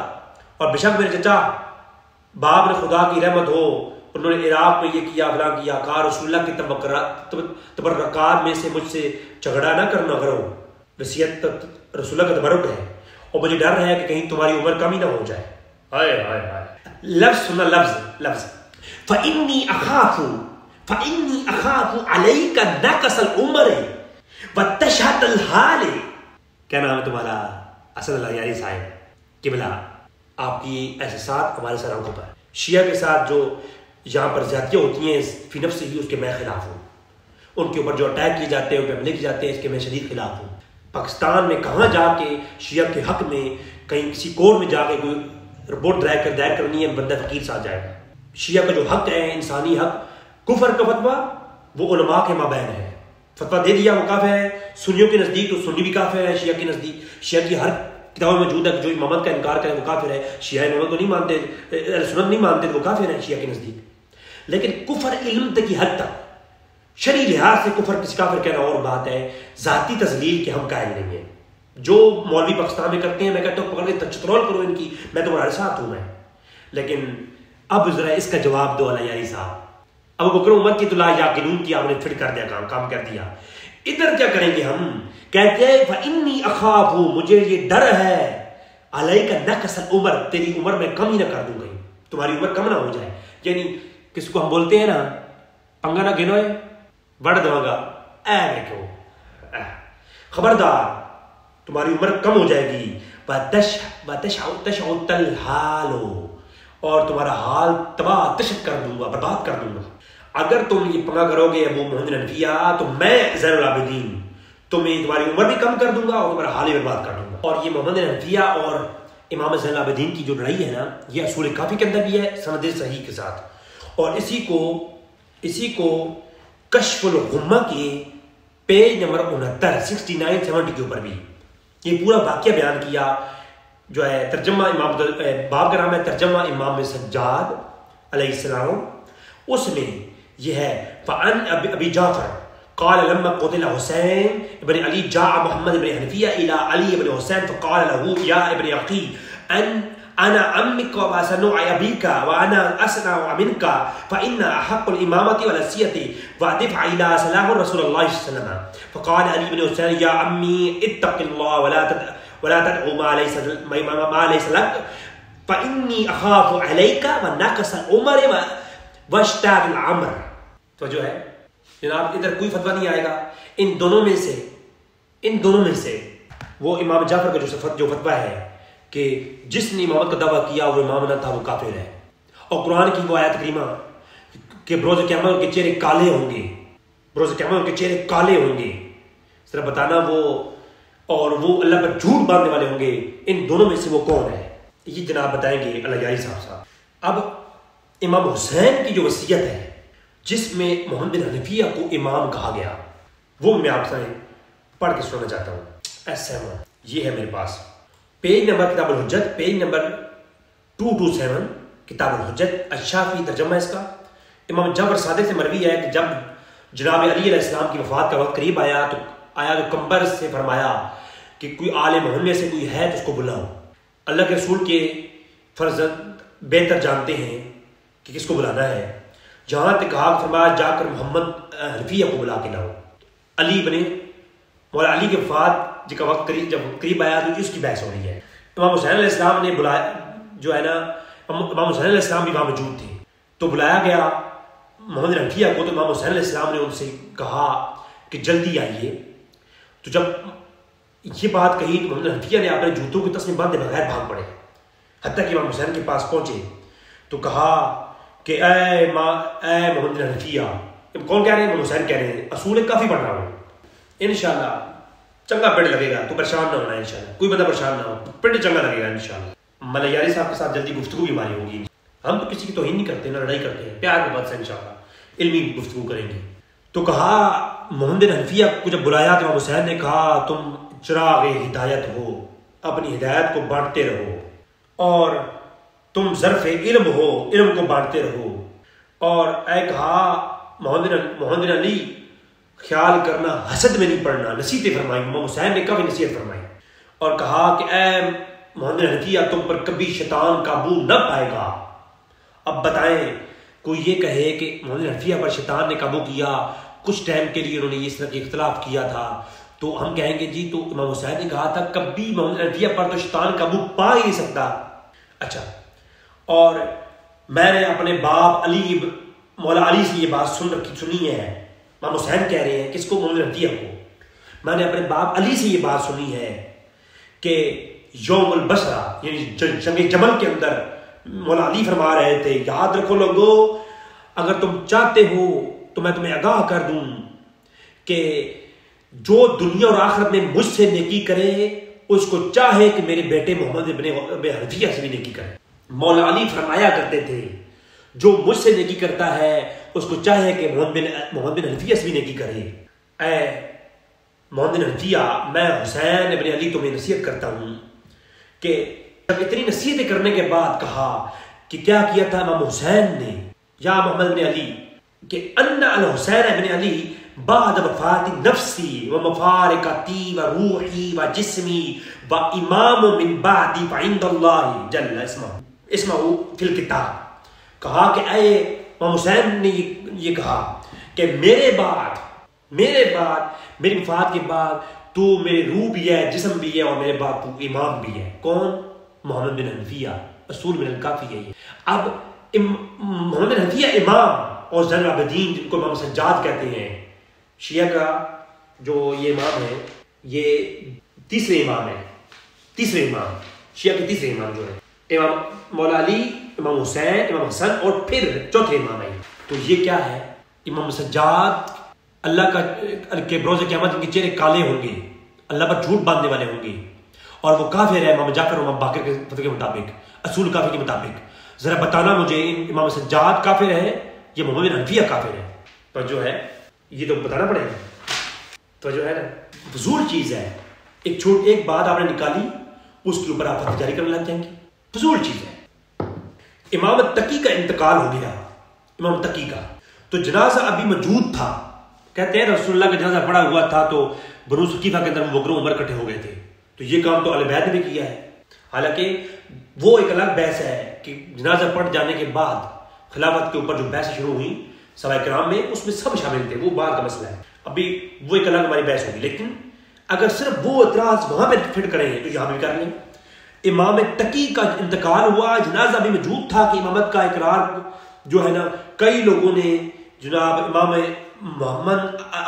علی نقی کی جو ہے نا ان کی خلافت کے لیے اکٹھے ہو گئے، ابھی جنازہ پڑا ہوا تھا، لوگ 200 لوگوں نے بیعت بھی کر لی امام علی نقی کی۔ اور خیرانی کا باپ کہتا ہے، خیرانی اس کا روایت راوی ہے، وہ کہتا ہے میرا باپ جو تھا وہ جو ہے اس نے کیا کیا کہ امام محمد التقی کے پاس گئے۔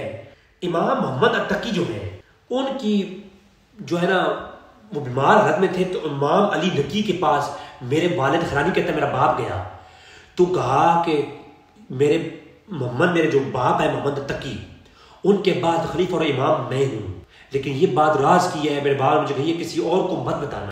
ایک احمد نام کے شخص نے یہ باتیں کان لگا کے سن لی۔ اب احمد ابن محمد جو ہے اس نے کیا کیا، اس نے وقتی طور پر معاملہ خاموش کر دیا، کسی نے کوئی بات نہ کی۔ ان قریب امام محمد تقی کا انتقال ہو گیا، اب بھی جنازہ موجود تھا کہ لوگوں نے نہ بیعت کرنی شروع کر دی، کوئی کسی لڑائی جھگڑے شروع ہو گئے۔ اب ایک بہت بڑے ایک وڈیرا آدمی تھا جس کا نام تھا محمد ابن الفرج، اس کے گھر میں نا ایک پنچایت بٹھائی گئی۔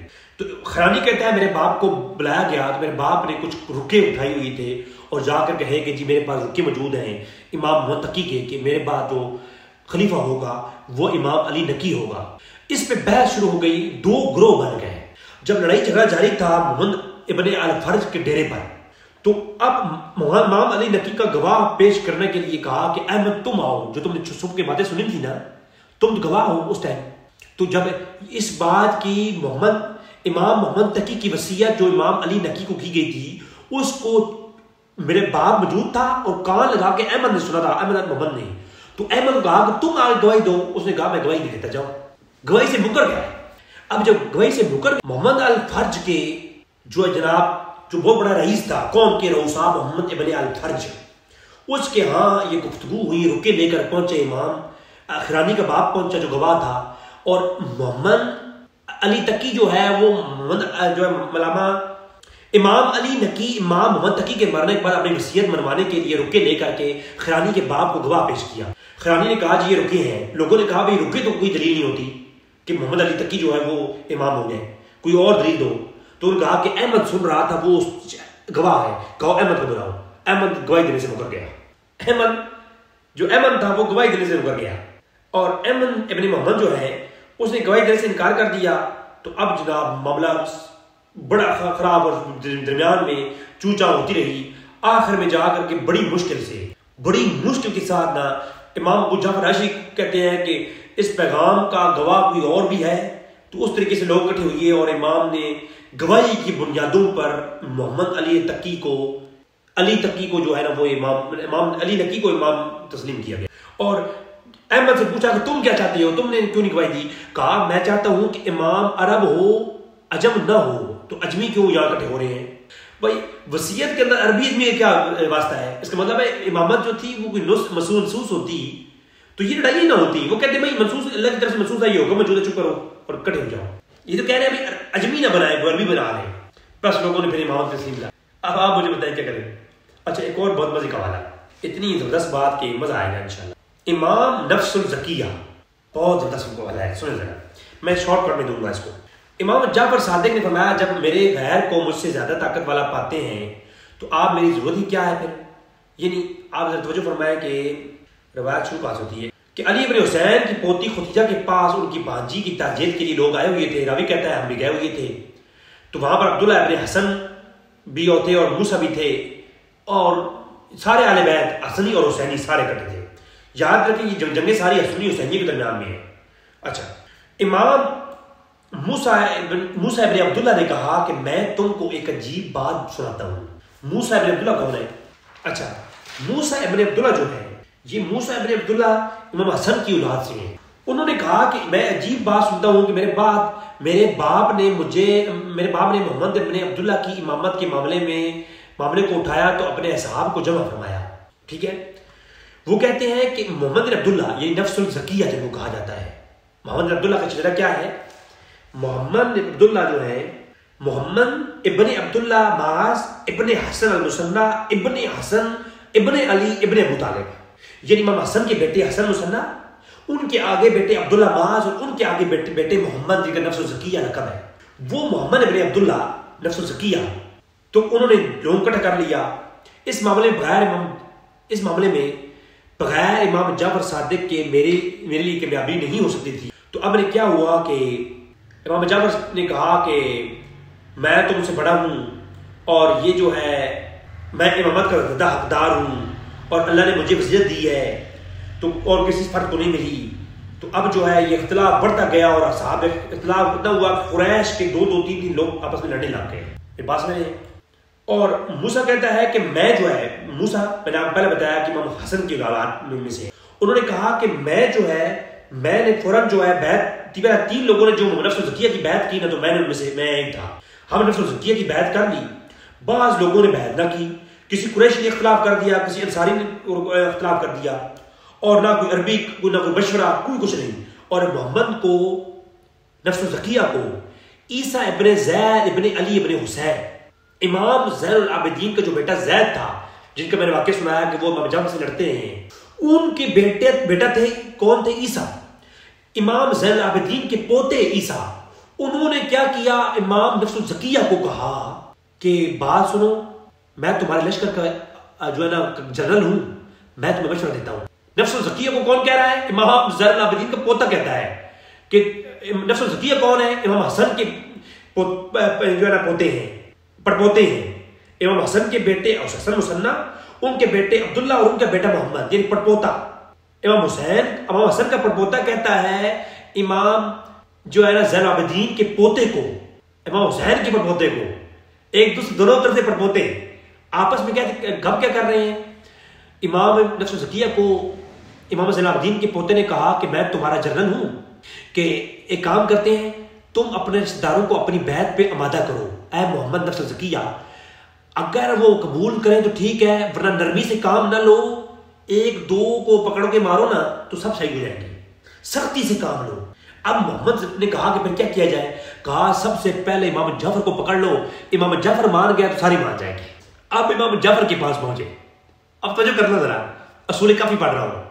امام جعفر کے پاس پہنچے نا، اے عبداللہ، میں محمد بن عبداللہ نفس زکیہ یہ بات کہتا ہوں کہ میری بیعت کر لو، تمہاری جان بخش دوں گا۔ ہاں جی، میں تمہاری جان، اے امام جعفر صادق، میں تمہاری جان تجھے بخش دوں گا، میری بیعت کر لو۔ کون کہہ رہا ہے؟ امام حسن کا پڑپوتا کہتا ہے امام جعفر صادق کو، ہے جی۔ امام زین العابدین کے پوتے جعفر، ان جعفر کے امام جعفر کا باپ محمد باقر، پھر ان کا باپ علی ابن حسین زین العابدین، ان کا باپ حسین۔ اب امام حسین کی اولاد، امام حسن کی اولاد آمنے سامنے، اور امام حسین، امام جعفر کو کہتے ہیں محمد نفس زکیہ، جن کو آل بیت کا مہدی کہا جاتا ہے، کتاب شیعہ بھی بھری پڑی ہے۔ کہا کہ اگر بیعت کرو گے تمہاری جان بخش دوں گا، اور اگر بیعت نہیں کرو گے اپنی جان محفوظ، تمہاری اگر بیعت کر لو گے جان محفوظ رہے گی اور اولاد کو محفوظ رکھیں گی۔ میں تمہاری جان جو ہے نا اے چچا، تمہاری جان بخش دوں گا، اور تمہارا جناب والا اولاد کو بھی چھوڑ دوں گا، اور تمہیں تکلیف بھی نہیں ہوگی، ورنہ بڑی تکلیف دوں گا، اور دی پھر۔ اب جناب انہوں نے کہا کہ اے بھتیجے نفس زکیہ، چھوڑو، میں بڑھے سے کیا نکالتے ہو، جاؤ کسی اور کو جا کے پکڑو۔ تو کہا، محمد نے کہا کہ آپ میری بیعت کے بغیر آپ کا چھٹکارا نہیں ہے، بیعت کرنی ہوگی ہر حال میں۔ امام جعفر نے کہا میں چلا جاتا ہوں جنگل میں جنگل میں جا کے رہ لیتا ہوں، تم کیوں مجھے جنگل میں جانے کو گوارا ہے، کیوں میری بیعت سے تمہیں کیا فائدہ ہوگا؟ ایک بوڑھا آدمی ہوں، کروں نہ کروں ایک ہی بات ہے۔ اچھا، اب محمد نے کہا اللہ آپ کو میری بیعت کرنا ہوگی، واللہ آپ کو میری بیعت کرنا ہوگی، چاہے باخوشی کریں یا چاہے کراہت کے ساتھ کریں۔ خوشی کریں گے تب بھی ٹھیک ہے، اور اگر سختی سے کریں گے تو اس میں آپ کی تعریف نہیں ہوگی، کریں تو ویسے پڑے گی۔ کہتے ہیں علی علیہ السلام نے ابو بکر کی جو بیعت کی تھی کراہت کے ساتھ کی تھی، بے کراہتی، تو یہاں پر بھی کراہت کے ساتھ نا بات سمجھ آ رہی ہے نہیں آ رہی؟ تو کہا کہ اگر خوشی سے کرنی ہے کر لیں، ورنہ امام جعفر، امام صادق، میری جو ہے نا دل چاہے تو کر لیں کراہت کے ساتھ۔ اور امام جعفر صادق نے انکار کر دیا۔ جب امام جعفر صادق نے کیا انکار، ٹھیک ہے، اب دیکھیں وہ یہ کیا ہوا، یہ کہ کہا کہ اسے اٹھا کے قید میں ڈال دیا، اٹھا کے قید میں ڈال دیا۔ اور عیسیٰ ابن زید نے کہا قید خانہ تو خراب ہے یار، قید خانے کا بہت برا حال ہے، اور اس میں تالا بھی لگ سکتا، کہیں بھاگ نہ جائے، بوڑھا باہر بھاگ نہ جائے، امام جعفر کے بارے میں، اور بڑے سخت لفظ۔ کہا کہیں قید خانے سے بھاگ نہ جائے، کہا کہ پھر کیا کریں؟ کہا قید خانے سے کہیں بھاگا نہ جائے، مجھے ڈر ہے، تو کیا کرتے ہیں کہ کہیں اور جناب اعلیٰ مخبار میں قید کر دو۔ اس طرح زید نے کہا کہ وہ ایک مخبار بنائی ہوئی ہے نا، وہاں پہ قید کر دو، یہ جیل میں مت ڈالو کہیں بھاگ نہ جائے، ٹھیک ہے۔ اب صفحہ نمبر 47 پہ آ جائے، 347۔ پھر کیا ہوا؟ امام کو قید کر لیا گیا۔ امام جعفر نے کہا کہ جو کچھ کہوں گا اس کی تصدیق ہو جائے گی، میں تمہارے بارے میں پیشن گوئیاں کروں گا تو تمہارے لیے وہ سچی نکلیں گی، تم ذلیل و خوار کیے جاؤ گے، تمہیں ایک شخص تیر مارے گا، تم یوں ہو جاؤ گے۔ وہ ایک امام جعفر نے اس کی پیشن گوئیاں کی غیب کی عالم سے۔ تو آگے سے عیسیٰ بن زید نے کہا اگر اب تم امام جعفر کچھ بولے نا میں تمہارا منہ توڑ دوں گا۔ جی امام ابو بکر عمر نے آواز بلند کی، لا یاقلون ہو گئے، اور یہ قرآن کی بدترین مذمت ہے۔ ادھر بھی تو بولو نا کچھ، ادھر کیا ہے کہ میں تمہارا منہ توڑ دوں گا امام جعفر۔ کہہ کون رہا ہے؟ عیسیٰ بن زید۔ جی جی، اب عیسیٰ بن زید کون ہے سرچ کیجیے گا، میں نے پہلے بتا دیا۔ اچھا، اب معاملہ یہاں رکا نہیں، بحث بس ہوئی، قید کر لیا گیا، بھوکا رکھا گیا، پیسہ رکھا گیا، اور بڑا ہی ظلم کیا گیا امام جعفر کے ساتھ۔ کس نے کیا؟ امام نفس زکیہ نے کیا، اور جو جنرل تھا دوسرا اس نے کیا، جناب والا موسیٰ بن عیسیٰ بن زید نے۔ اب کیا ہوا کہ کہا قید کر کے ایسی سختی کرو، امام محمد زکیہ نے کہا کہ بابے جی کو لگ پتہ جائے۔ اور پھر کیا ہوا کہ محمد نے کہا کہ کہ اسماعیل ابن عبداللہ بن جعفر ابی طالب کے پاس چلے گئے. انہوں نے کہا کہ چلو جی امام جعفر نہیں مانے تو کوئی بات نہیں. اسماعیل ابن عبداللہ ابن جعفر طیار مولا علی کے مولا ابو طالب کے 2 بیٹے جو ایک جعفر طیار ہیں مولا علی ہیں. تو جعفر طیار کی جو اولاد ہے عبداللہ، پھر عبداللہ کے آگے بیٹے ہیں اسماعیل. وہ بڑے بزرگ آدمی تھے، بہت ضعیف تھے اور اللہ کے بہت بڑے ولی. وہ جو ہے نا وہ بھی جو ہے ایک جگہ تھے تو ان کے پاس چلے گئے نفس الزکیہ. کہا کہ امام جعفر مانے نہیں ہیں تو وہ بڑے بزرگ ہیں، ان کی لوگ بہت سنتے ہیں، ان کو اپنی طرف بیعت کروا لیتے ہیں تو ادھر سے بھی لوگ آ جائیں گے جعفری بھی. یعنی امام جعفر طیار کی جو اولاد ہے نا ان میں سے کچھ لوگ ہماری طرف آ جائیں گے. امام جعفر صادق سے تو نہیں آئے لیکن جعفر طیار کی اولاد جو ہے اس میں سے بھی اسماعیل اگر مان جائے تو بڑے لوگ ہماری بیعت کریں. تو وہ اسماعیل ابن عبداللہ ابن جعفر ابی طالب کے پاس پہنچے. وہ ایک بزرگ اور ضعیف تھے، ان کی ایک آنکھ بھی کمزور تھی، پیروں کی طاقت بھی ظاہر ہو چکی تھی اور لوگوں کے سہارے چلا کرتے تھے. ان سے بیعت طلب کی گئی. ظلم کی انتہا دیکھیں، یزید نے تو کوئی ظلم کیا ہی نہیں ہے. یزید نے کیا ظلم کیا ہے؟ یزید سے بڑے ظالم تو ادھر بیٹھے ہیں اگر آپ روایات کو مانیں تو. یزید کی ہم لعنت کہتے ہیں، یزید پہ لعنت ہو، جس اہل بیت نے ظلم کیا سب پہ لعنت ہو. تو ظلم دیکھیں آپ، ایک بزرگ آدمی جسے چلا نہیں جاتا سہاروں پہ چلتا ہے، جہاں پہ اسے کہا گیا کہ اے بوڑھے بیعت ہماری بیعت کر. اب جناب انہوں نے کہا کہ میں بوڑھا آدمی ہوں، نیکی کمزور ہوں، تمہاری نیکی کا اور مدد کا محتاج ہوں، میری بیعت کرنا کہاں ضروری ہے، اس سے کیا فائدہ ہوگا، نہ تمہارے لشکر کو فائدہ نہ کچھ اور. کہا جناب بیعت کیے بغیر کوئی چارہ نہیں ہے، آئے میں شاہ نہ کرو، سیدھے سیدھے بتاؤ کہ بیعت کرو گی یا نہیں. اسماعیل نے کہا کہ اچھا تو میں امام جعفر کو بلاؤں، میں ان کے سامنے بیعت کروں. امام جعفر کو بلایا گیا تو اسماعیل نے کہا کہ اے امام جعفر میں آپ پر فدا آ جاؤں. جعفر طیار کی اولاد میں امام جعفر صادق کہہ رہی ہیں میں آپ پر قربان جاؤں. ایک روز میں محمد بن علی کے پاس بیٹھا تھا اور کون قتل تو امام جعفر کے متعلق امام اسماعیل کہتے ہیں، اسماعیل ابن عبداللہ ابن جعفر، وہ کہتے ہیں امام جعفر تمہیں وہ بات یاد ہے جب میں تمہارے گھر ایک دن گیا تھا تو امام نے کہا تھا کہ تم باطل کی طرف بلاؤ جاؤ گے اور تم اس کا انکار کرو گے اور تو اس وقت تم دیکھو گے کہ بھینگے اور قوم کے منحوس ترین انسان اولاد حسن سے وہ منبر رسول پر چڑھیں گے. حسن کی اولاد نفس الزکیہ کون ہے؟ منحوس اور بھینگا، نعوذ باللہ من ذالک. یہ ہم دکھا کہ کوئی خوش نہیں ہو رہے ہیں، یہ مجبوری ہے کہ صرف اب امت میں جو ابو بکر عمر عثمان بچے ہیں، یہ سب یہ کون کیا ہے؟ یہ امت کے سردار نہیں ہے، یہ وہ ہیں اللہ رسول فرمایا میری عطرت کے ساتھ اچھا کرنا، میری اولاد کے ساتھ اچھا کرنا. تو یہ اللہ رسول کی یہ وہ اولاد ہے. ادھر تو نوح کے بیٹے کو سے پوچھا جائے گا اور جناب معاملات جیسے ہیں تو کیا آل رسول جو ہے وہ ان کے اوپر کلام نہیں ہوگا؟ پھر یہ بخشے بخشائے ہیں، یہ جو بھینگا کہیں کسی کو گالیاں دیں کوئی ایشو نہیں ہے. اور ادھر آپ لا یعقلون قرآن سے کہاں سے نکال کے تم اس کا استدلال کرتے ہیں اور کہا کہ ایک منحوس انسان منبر رسول پہ چڑھے گا اور اولاد حسن سے ہوگا اور امامت کی طرف لوگوں کو بلائے گا اور اپنا اصل نام چھپائے گا اور اپنا نام کچھ اور بتائے گا. جیسے کہ محمد عبداللہ جو ہے وہ نفس الزکیہ، محمد عبداللہ جو ہے انہوں نے اپنا نام نفس الزکیہ رکھا تھا اور یہ جو ہے پیشن گوئی تھی. اور نفس الزکیہ کو مہدی کہا گیا ہے. اس پہ میں دلائل دوں گا کہ نفس الزکیہ کے مناقب کی شیعہ کتابوں میں اتنے بڑے بڑے چیپٹر ہیں اور آج کوئی بھی ان کو کافر نہیں کہتا. اگر شیعہ کی تاریخ میں نفس الزکیہ کو کسی نے کافر لکھا ہے تو بتائیں مجھے. سب امام مانتے ہیں، بزرگ مانتے ہیں، اللہ کا ولی مانتے ہیں اور وہ بخشے بخشائے ہیں. اور ادھر لا یعقلون سے تم مولا ابو بکر عمر کو تم کافر کہہ رہے ہیں. لا یعقلون سے اگر وہ کافر ہو گئے تو یہ مسلمان بتائیں نا امام جعفر میں سے اور نفس الزکیہ میں سے کون مسلمان تھا اور کون جناب وہ آیات کا مصداق ہے؟ خدا کا خوف کرے یار. اب مجھے بتائیں نا نفس الزکیہ میں سے اور امام جعفر میں سے کس کو آپ مسلمان کہیں گے، کس کو کافر کہیں گے اور آیات کا مصداق کہیں گے؟ خدا کا خوف کیا جائے، اللہ سے ڈرا جائے کم سے کم. اور امام جعفر نے کہا خدا کی قسم یہ بات مجھے یاد ہے کہ میرے بارے میں یہ پیشن گوئی کی گئی تھی اور میرے بارے میں یہ پیشن گوئیاں کی گئی تھیں. اور یہ امام جعفر نے یہی کہا. اب جو ہے اگلا والا جو ہے وہ اگلی دلیل یہ ہے کہ اللہ آپ کو اولاد جانشین بنائے اور ان للہ و انا الیہ راجعون. امام اسماعیل وہاں سے اٹھ کے چلے گئے. جو اسماعیل ابن عبداللہ ابن جعفر تھے نا وہ یہ بات بزرگ تھے، وہاں اٹھ چلے گئے. اور کیا ہوا کہ امام جو معاویہ ابن عبداللہ ابن جعفر اسماعیل کے دوسرے بھائی کی اولاد آ گئی. امام جعفر طیار کے بیٹے عبداللہ اور عبداللہ کے دو بیٹے تھے، ایک کا نام معاویہ تھا اور دوسرے کا نام کیا تھا؟ اسماعیل. اسماعیل نے امام جعفر کی تعریف کی اور یہ بات سنائی اور چلے گئے.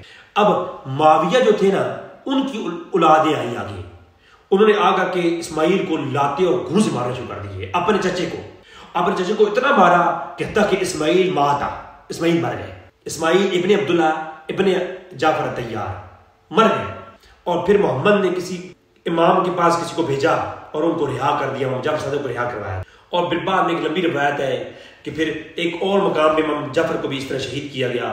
تو مطلب یہ اس طرح کی روایات کی ایک تفصیلی بحث ہے۔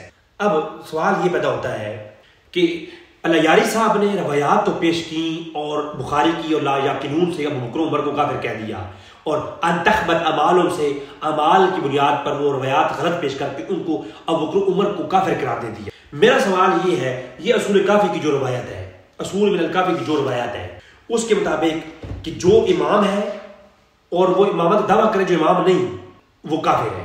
اور دوسری روایت یہ ہے کہ قرآن کی آیات ہے کہ اللہ نے فرمایا روز قیامت ان کے چہرے کالے ہوں گے اور وہ اللہ پر جھوٹ باندھنے والے ہوں گے۔ امام باقر کہتے ہیں اس سے مراد وہ ہے جنہوں نے امامت کا دعویٰ کیا، امام نہ تھے۔ تو بتاؤ اب امام جعفر صادق یا نفس الزکیہ، ان میں سے منہ کالا کس کا ہوگا، کافر کون ہے، یہ ذرا بتا دیجیے، وجہ ہے۔ اور حسن حسین ابن علی جن کو صاحب فخر کہتے ہیں، فخر کے مقام پر جن کی شہادت ہوئی ان کو صاحب فخر کہا جاتا ہے۔ ایک فخر کے مقام پر ایک جنگ ہوئی تھی، صاحب فخر علی ابن حسین، علی ابن حسین ابن علی، حسین ابن علی، یہ حسین ابن علی جو ہیں ان کو صاحب فخر کہا جاتا ہے۔ یہ علی ابن حسن کے بیٹے ہیں، یعنی حسین ابن علی ابن حسن المثنی، اس کے بعد ابن امام حسن علیہ السلام، یعنی امام حسن کے بیٹے حسن مثنی، پھر ان کے بیٹے حسن، پھر ان کے بیٹے علی، پھر ان کے بیٹے حسین، یہ وہ حسین ہے۔ یہ جو امام حسن کی اولاد میں حسین ابن علی ہیں، صاحب فخر، شیعہ کتابوں میں آپ کو چیپٹر ملیں گے تاریخوں میں ان کی تعریفوں کے۔ ان کی جنگ اور لڑائی ہو گئی امام موسیٰ کاظم کے ساتھ۔ امام موسیٰ کاظم کے ساتھ جو ہے نا انہوں نے فتح کیا مدینہ، اور آئے اور امام موسیٰ کاظم کو فوراً بلایا، کہا کہ موسیٰ کاظم میرے پاس آؤ۔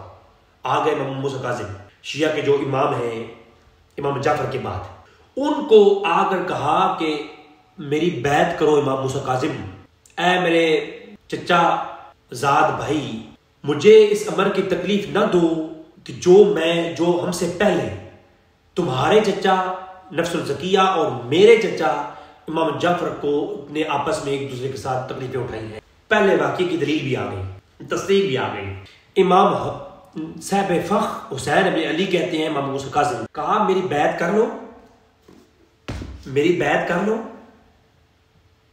اے امام موسیٰ کاظم، وہ والا ہمارا معاملہ نہ بنے جو ہم سے پہلے تمہارے چچا اور میرے چچا کے درمیان ہو چکا ہے، امام جعفر کے صادق کے درمیان میں اور نفس الزکیہ محمد عبداللہ کے درمیان میں۔ تو یہ جو کام پہلے ہو چکا ہم وہ لڑائی نہ کریں، ہم دونوں اتفاق کے ساتھ رہیں۔ اس کا حل یہ ہے کہ موسیٰ کاظم تم میری حسین ابن علی صاحب فخر میری جو ہے تم بیعت کر لو، اور کہا کہ خبردار میں اپنی زبان سے کوئی سخت الفاظ نکالنا نہیں چاہتا ہے موسیٰ کاظم، میں چاہتا ہوں کہ جس طرح امام جعفر صادق کو وہ کہنا پڑا تھا جسے وہ نہیں چاہتے تھے تو میں تمہیں کہوں۔ اور حسین ابن علی نے کہا کہ میں نے تو ایک امر آپ کے سامنے پیش کیا ہے، میں نے ایک امر آپ کے سامنے پیش کیا ہے، اگر آپ چاہے منظور کر لیں چاہے رد کر دیں، کوئی تعارض نہ کروں گا، اللہ میرا مددگار ہے۔ اور پھر کیا ہوا، بعد میں جنگی اور اس کے بعد حسین نے خروج کیا، اور پھر جو کچھ ہوا سو ہوا، اور امام نے فرمایا تھا کہ سب کے سب قتل ہو گئے۔ اے لو جی، ایک دوسرے کو قتل کرتے رہے، حسن و حسین دونوں کی اولادیں آل رسول کہ میرے بعد اللہ نے رسول نے فرمایا میرے بعد تم قرآن کو پکڑنا اور میری اطرت کو پکڑنا۔ اب اطرت میں سے کس کو پکڑیں، ہمیں بھی تو سمجھائے نا۔ میں خلفائے راشدین کو پکڑا تو کہتے ہیں خلفائے راشدین تو آپس میں لڑائیاں تھیں، جھگڑے تھے، تو ان کی اطاعت کیسے ہم کریں؟ تو میں کہتا ہوں ان کی اگر اختلاف کی وجہ سے ان کی اطاعت کہ سنتی و سنت خلفائے راشدین، اگر اس حدیث کو نہیں مانتے اس لیے کہ وہ تو ان کے اندر تو یہ کمیاں تھیں، تو بھائی ان کی ہم کہاں اطاعت کریں، کیسے کریں، یہ بھی تو بتاؤں۔ ان میں تو کیا کمیاں تھیں، آپس میں تھوڑا اختلاف کر دیا، آپس میں تھوڑی لڑائی کر لی، اس حد کی لڑائی تھی، قتل کر دی گئے ایک دوسرے کو۔ سوائے معاویہ کے کس صحابی نے دوسرے صحابی کے ساتھ جنگ کر کے قتل کیا؟ ذرا بتائیں مجھے. حضرت امیر معاویہ اور مولا علی کے علاوہ کسی نے قتال نہ کیا. یہ قتال کی آغازیہ نظام صحابہ کا آپس میں یہ تو مولا علی سے شروع ہوا ہے, امیر معاویہ سے شروع ہوا ہے. اس سے پہلے تو کس صحابی نے کسی کا قتل کیا ہے؟ کوئی حد ہوتی ہے. کوئی اگر اس طریقے سے بھائی کانچ کے گھر میں بیٹھ کے پتھر نہ پھینکیں, نہ کریں, ایسا نہ کریں. آپ 2 سے 3 صحابہ کو تنقید کا نشانہ بنائیں گے, آپ کے 12 سے 12 امام کی بجائے 160 امام چلا جائے گا. پھر کیا کریں گے آپ؟ اور پھر موسیٰ کاظم کو جب عبداللہ ابن حسن کا خط آیا, عبداللہ ابن حسن کا جو خط آیا امام موسیٰ کاظم کو, یہ ذرا سنیں. عبداللہ ابن حسن نے ایک خط میں امام موسیٰ کاظم کو لکھا, جس طرح میں اپنے نفس کو اللہ سے ڈرنے کی ہدایت کرتا ہوں تم کو بھی میں ہدایت کرتا ہوں. امام موسیٰ کاظم کو اپنے نفس سے تشبیہ دی. اور ہمیشہ نفس جو ہوتا ہے نا, وہ نفس الامارہ کو انسان یہ کہتا ہے کہ انسان بن جا. یعنی امام موسیٰ کاظم کو امام عبداللہ بن حسن نے اپنا نفس سے امارہ سمجھا. دیکھیں قرآن میں ہے نا, وَمَا أُبَرِّئُ نَفْسِي إِنَّ نَفْسَ الْأَمَّارَةَ بِالسُّوءِ إِلَّا مَا رَحِمَ رَبِّي. تو نفس امارہ جو ہوتا ہے اس پہ کہا جاتا ہے تم انسان بنو, انسان بنو. ٹھیک ہے, تو کہا میں جس طرح اپنے نفس کو کہتا ہوں اللہ سے ڈراتا ہوں, میں تمہیں بھی ڈرا رہا ہوں. اللہ کی یہ ہدایت جس طرح اولین پر تھی میرے پر بھی ہے, یعنی امامت کا. اور مجھے ایک معتبر آدمی نے یہ بات پہنچائی ہے کہ تم امامت کا دعویٰ کرنے کا شوق رکھتے ہو, باوجود اس کے خدا نے اپنی مدد کو تم سے روک رکھا ہے, تمہیں ذلیل بنا دیا ہے. لا یاکلون لا یاکلون لا یاکلون لا یاکلون. اللہ یاری صاحب لا یاکلون تو چلا گیا, اب یہاں بتائیں کہ ذلیل اور جاہل اور دھمکیاں, اور اس سے کیا کریں گے آپ؟ کہا کہ باوجود اس سے خدا نے تمہاری علم سے مدد کو روک دیا ہے اور تمہیں ذلیل بنا دیا ہے, اور تم نے رخ نہ ڈالا ہے میری امامت میں, اور تم جو میری امامت وہ ہے جو وفاق رضائے الہی ہے, اور تم نے ہماری امامت کے بارے میں پوشیدہ طور پر اس طرح مخالفت کی ہے جس طرح تمہارے باپ نے کی. اے موسیٰ کاظم, جس طرح تمہارے باپ نے, جعفر صادق نے اور محمد باقر نے ہم سے مخالفتیں کی تھیں, تم نے بھی وہی کام کیا ہوا ہے, اور تم اپنی آرزو کو پھیلا رہے ہو. تم خواہشوں میں پھنس کر گمراہ ہو گئے ہو, اور میں تم کو اس چیز سے ڈراتا ہوں جس نے خود اللہ نے تم کو ڈرایا ہے. اور اس کے بعد موسیٰ کاظم نے جب جواب لکھا, اس نے لکھا کہ میں تمہیں تمہارے نفس سے ڈراتا ہوں, تم آگاہ کرتا ہوں ایک دردناک عذاب سے اور سخت عذاب سے جو میری طرف سے آئے گا. اب یہ میں کومنٹس نہیں کروں گا جی, بس بہت ہو گیا. بس آخری والا جی سنیں جی, اب یہ میں نشست ختم کرتا ہوں, بہت ہو گیا ہے. زید بن علی اور ایک روز امام محمد باقر کے پاس اہل کوفہ کے کچھ خطوط لے کر آئے, جس میں انہوں نے زید کو اپنی طرف آنے کی دعوت دی. اس میں لکھا تھا کہ لوگ ان کی مدد کے لیے جمع ہیں اور خروج کی رغبت دی ہے. امام باقر نے فرمایا ان خطوط کی ابتدا انہوں نے کی تھی یا ہم نے کی تھی. تو اس میں ایک مزید بحث ہوئی اور کہا کہ جو ہے کہ خطوط کی ابتدا کس نے کی ہے, تو انہوں نے کیا ہے تو ہمارے حق کو اور اللہ کے رسول نے ہماری قرابت کو پہچانتے ہوئے حکم دے دیا ہے, اس لیے انہوں نے کتاب خدا میں ہماری مدد اور کے وجوب ہونے کے لیے اور اطاعت کو فرض ہونے کے لیے حکم دے دیا ہے. امام باقر نے کہا کہ اطاعت تو اللہ کی طرف سے فرض ہے, یہ طریقہ ہمیشہ سے آ رہا ہے اولین کی طرف سے, اور اطاعت میں صرف ہم میں سے صرف ایک ہی ہے جس کی اطاعت ہوگی, امام ایک ہی ہوگا. محبت سب کے ساتھ ہوگی, رواداری سب سے ہوگی, اور جو امام منصوص ہوگا تو جو امام منصوص نہیں وہ اگر خروج کا ارادہ رکھتا ہے تو وہ عذاب الہی سے بچ نہیں سکتا. بس جلدی نہ کرو, ٹھیک ہو گیا. اب امام باقر کو کا امام زید کے ساتھ جو اختلاف ہے وہ سنیں بڑی توجہ کے ساتھ. اب امام باقر یہ کہہ رہے ہیں, امام زید کے خلاف یہ باتیں کر رہے ہیں. کہا کہ جلدی نہ کرو اور تم پر اللہ سبقت نہ لے جاؤ, مثبت عاجز آئے گی. اور زید غصے ہو گئے تو انہوں نے کہا کہ یہ تو اسلام کا دشمن ہے اور کتاب خلاف ہے اور طریقے رسول خلاف ہے, اور وہی تلوار یہ یہ دین علوم سے جاہل ہے. تو یہ مطلب مختصر میں نے آج یہ آپ سامنے رکھ دیے مولانا جات.